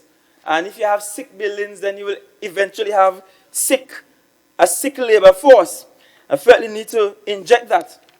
But all in all, Madam Presiding Officer, there is usefulness for the Public Service Academy. There is usefulness for the Tobago Productivity Council. We understand that many of our residents have been spoiled, rotten. That's why they can't be productive. In country, we say when dog learn for nap to suck egg, it's hard for getting for change, because they don't learn to suck egg already. But notwithstanding, we have to meet the challenge head on. If the Public Service Academy really partners with tertiary institutions, if the Public Service Academy takes into account the need to inject innovation and the use of technology as capital outputs to... Member, your speaking time has expired. Move that he be given an additional 10 minutes, thanks. Members, the question is that the member be extended by another 10 minutes for speaking time. All in favor? Aye. Aye. Any against? Member, your speaking time has been extended by a further 10 minutes. I thank you, Madam Presiding Officer. I was hoping to not be like the Assemblyman for Bacalet Mount St. George and use extra time. But I didn't promise brevity, so I have breached no covenant with anyone. But yes, Madam Presiding Officer, we have to have the Public Service Academy teach our workers how to inject that innovation, the use of technology into our public service. With the academy means then that we will not have administrators who don't know how to use a smartphone effectively, to send emails while on the run, or to respond to urgent stuff. With a Public Service Academy, it means then that we'll be able to manage our labor properly, and that may mean having some category of workers work from home to reduce the expenses for rental of space, of office space. It may mean ensuring that there are deliverables that are met and that the performance, the outputs can be measured. Having a public service academy will mean that there will be much more ease in doing business in Tobago, because the ease of doing business is dependent on an efficient and effective public service operation.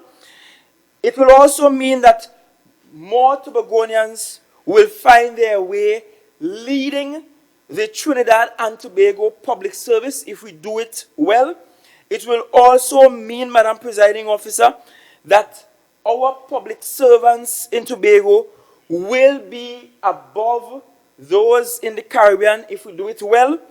It will mean that our public servants in Tobago will be able to leave Tobago at any juncture and find employment elsewhere if they need to change the employment, because we have had the kind of experience that lends itself to employment anywhere in the world. Importantly, having the Public Service Academy as a Tobago Public Service Academy will mean that the THA will have to assert itself under the THA Act of 1996. The THA will have to not just assert itself, but inject into the public service things that do not now exist in the national public service, and we are allowed to do so by law. We may not be allowed to hamper or to change the structure, the structural things and the establishment, but we certainly can inject some novelty into it. And having the Tobago Productivity Council, I am heartened to hear the desire to work with the private sector, because on an island where there isn't industrialization, most people will tend to gravitate towards state employment. And so we have to find a way to industrialize our service sectors, such as those in tourism, and that requires the private sector to change its model of operation. And so I'm happy that the Tobago Productivity Council will also look at that, because at the end of the day, this is not a THA thing, it's an all-are-we thing. And because it's an all-are-we thing, the minority has given its commitment to supporting this motion as written, and we will support the motion, and we pray that this motion doesn't go the way of many motions have gone in the history of the THA from start to now. That is on a shelf somewhere, and we haven't followed up, we haven't done the necessary work to implement it. Please let this motion be one of those that we don't allow to take dust, but one of those that we ensure we implement. And so, in short order, Madam Presiding Officer, I look forward at sometime in the very, very near future to receive an invitation in one of these brown envelopes inviting me to the launching or the opening of the Tobago Public Service Academy and the Tobago Productivity Council, because I pray that the final 2 years of the PNM's reign in Tobago will not expire before this is dealt with. It will just make our work lighter when we are on the other side. It will be just 1, 2 less things to treat with when that time comes. And so I thank you, Madam Presiding Officer, for this opportunity to contribute to this motion. Thank you.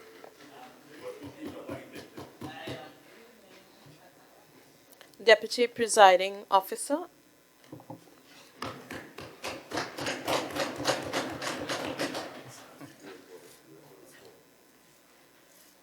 Thank you very much, Madam Presiding Officer, for the opportunity to close this debate. I'll try to do so in about 10 minutes or less. Of course, let me congratulate and thank all the speakers who contributed to this motion. And of course, the minority for their support, again, in what are very important and critical proposals for the development of Tobago going forward. But I just want to respond to a couple statements made in the presentations of both members of the minority. And of course, the minority leader was interested in how do we intend or how do we ensure that persons deliver in the public service?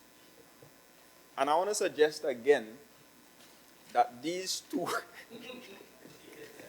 these two proposals will not fix all our challenges. Yeah? Of course, alongside the whole issue of training and development, alongside the establishment of the Productivity Council, there are other changes and other reforms that must take place as well in order for us to continue to reform and change the way we do public business here in Tobago. And therefore, to expect that improving on the training aspect of it, to expect that to magically ensure that we get the kind of delivery that we expect here in Tobago, I think that is wishful thinking. But I'm saying in addition to the training and development, we must also ensure that we improve on the issue of accountability. So, of course, we are taking the necessary steps as well to improve on that. Presently, this administration is reviewing the performance appraisal system with respect to administrators. We are expecting that going forward, we will in fact hold not only administrators accountable, but also those under their responsibility.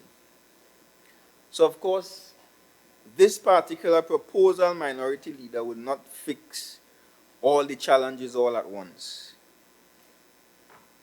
He also asked, how do we... He didn't ask that. I think that was Farley, so I'll respond to that just now. He asked, why do we need a Tobago Public Service Academy? And I consider that to be very hypocritical. Because at one time, the minority members would sing autonomy.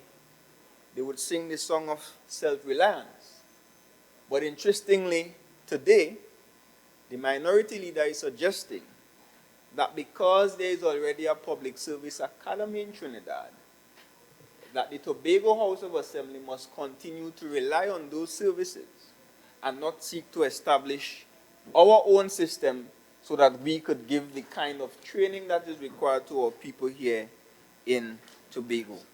And I suggest that that is hypocrisy, Madam Presiding Yes, Officer. Madam Presiding Officer, those were not my words. He is misappropriating meanings to my So words. are you raising, are you Yes. rising on a point of clarification? Yes, Your Honor. Yes, Okay, so Madam Presiding Officer. you could go ahead and clarify. Right. I said that we support the motion, but we need to have these things answered. I never said that Tobago should not have its own productivity council, nor its own public services academy. I simply asked, what is the reasons for Tobago as juxtaposition against a national one? That's what the reason. I never opposed to it. Thank you, Madam Presiding Officer. Thank you, Madam Presiding Officer. So I'm answering. So I'm saying, just like many other Port of Spain-based institutions that cannot adequately meet the demands and the needs of Tobago, when it comes to the training and development of our public officers here in Tobago, the Tobago House of Assembly must mind our own business. We must take into consideration our own unique context, our own unique needs, and ensure that we provide the necessary training to our Tobago public servants, Madam Presiding Officer. Interestingly as well, in terms of modernizing the public service, again, I'm very heartened and very grateful for the support of the minority. And one speaker mentioned the possibility of us expanding our trust in terms of e-governance and modernizing and, doing certain things online, making use of technology, innovation, etc. So that, of course, some of our processes within the public service could be done more quickly and more efficiently, using as less resources as possible, Madam Presiding Officer. But interestingly, the same minority leader again, when it came to the proposals to reform and modernize the judicial system in Trinidad, where I even read about the proposal to transfer court payments and stuff to a system that will now be facilitated online and through direct bank payments. So you don't have a situation where people have to go line up at the courthouse to make payments. The same minority leader, again, Madam Presiding Officer, was on the other side of the waters, on the sister isle, dressed in holy garbs, keeping a prayer meeting to ensure that that doesn't happen. Again, I note the support, but I'm saying that as leaders, especially in the context of public leadership, we ought to be careful with the signals, or the mixed signals, I should say, that we send to the people of this country, Madam Presiding Officer. The other thing I want to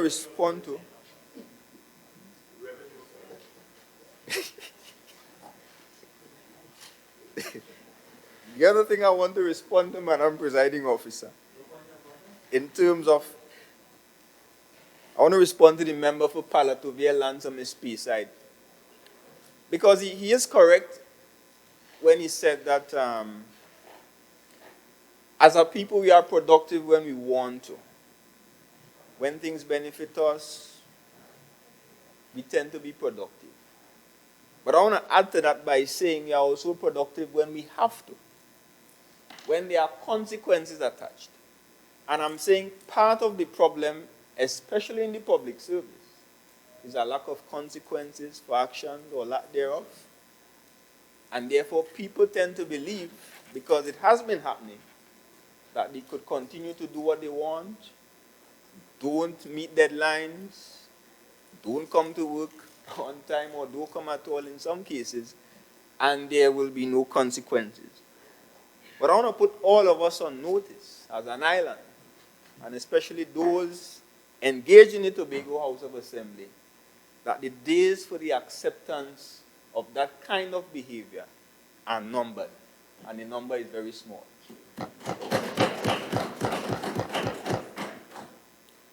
So again, I want to use my experiences at Republic Bank. Again, it's the only place that I've worked before coming into the public sector, and of course it was a culture shock. Because when you're there, and not only the bank, but most private organizations that are expected to be profitable in order to survive, that are expected to deliver value to their shareholders, they don't necessarily have a choice but to ensure that they get value for money, and to ensure that the persons within those organizations, those employees, deliver and deliver well. Because again, you have competition. If you go to one food establishment and the food don't taste good, you have other options. If you go to one bank and the service charge too high, or you didn't get through the loan, you have the credit union, you have other banks. And therefore, because, again, maybe because of the lack of competition within the public sector, it's one THA. Yeah? We don't necessarily have to be profitable and prudent, because it's taxpayers' money. Whereas in the private sector, they have to make money, they have to make a profit in order to survive. So I'm saying again, because of those realities, the public sector tends to not be very efficient or efficient as we should be.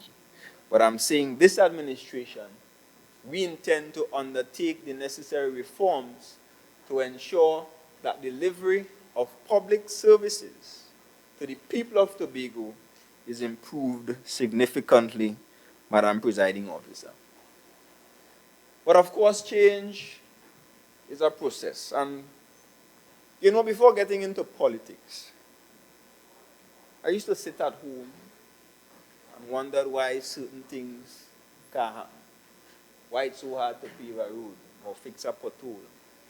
Why we can't fire an administrator when they don't do what they're supposed to do, or a research officer, or accounting officer, or wherever in the public service they may occupy, whatever position. And getting into it, you recognize that it's an animal, it's a bull. And I'll come back to that bull statement in my closing. And therefore, how do you respond to this massive animal, this strong animal that has developed certain habits over a number of years? And you have two choices, and I'll get to those choices again when I close. But the reality is, the THA culture is not necessarily the Tobago culture. Because again, I will use the private sector as an example. Go to a division, you may get a particular response.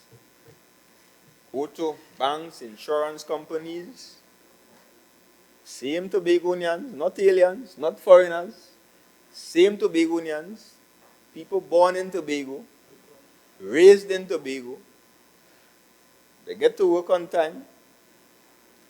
They smile. They talk to you nice. How you going? Have a good day, etc. And the question has to be asked, why? Is it therefore a Tobago thing? Or is it a THA thing, Madam Presiding Officer? And I want to suggest that the culture within the THA is significantly different from the culture that prevails in most private sector organizations right here in this very island. And therefore, the challenge we have is how do we begin to change the culture or shift the culture? How do we begin to change people's mindsets? And only then, Madam Presiding Officer, will we begin to overcome some of those challenges that we face at this point in time.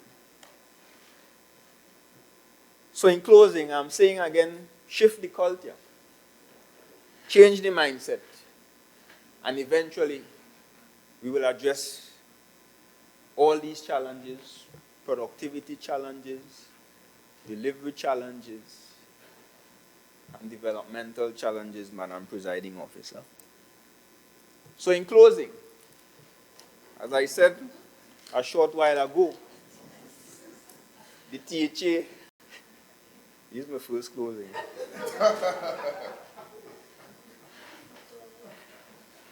The THA, like many public organizations, because of its unique culture, and because of the many bad habits that would have been developed over the years, it is like a bull. And political leaders, especially those on the majority side who have to lead the various divisions and lead this administration, all of us are expected to ride this bull. But I want to suggest that it's a violent bull. So even if you ride easy and you take your time, you pat the bull, you talk to the bull, eventually the bull will throw you off. So I'm saying this administration, we have signaled clearly that we intend to hold the bull by its horn. And while the bull is expected to get violent, and while it may or may not throw us off, at the end of the day, we would have taken on the bull and we would have been able to experience some victories and some successes, not only as an island, but as a people of Tobago, Madam Presiding Officer. And therefore, the moral of this story is, while change might be difficult, while it may be challenging for us to achieve the kind of results that we expect and that we want as a Tobago people, we as leaders must be prepared to make the difficult decisions and make the difficult choices to ensure that Tobago is set on a path of reform and prosperity, so that at the end of the day, 10 to 15 years from now, we could look back and say, great is Tobago, great is the people of Tobago, and we have and continue to prevail. Thank you, Madam Presiding Officer.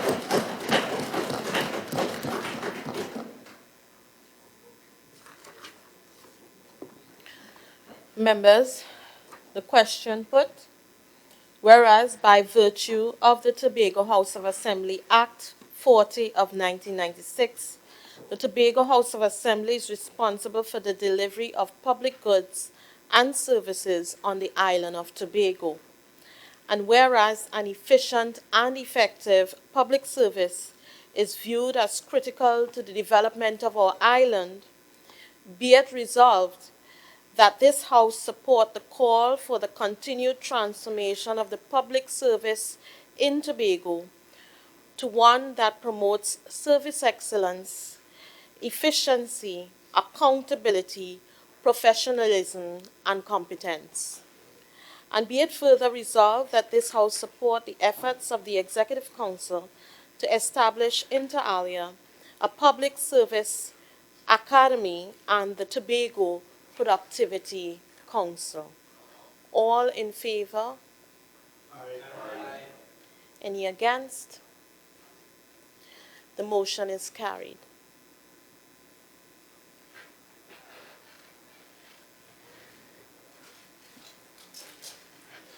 Thank you, Madam Presiding Officer. I move that this House now stand adjourned to a date to be fixed. Members, the question put is that this House now stand adjourned for a date to be fixed. All in favor? Aye. Any against? This House now stand adjourned for a date to be fixed.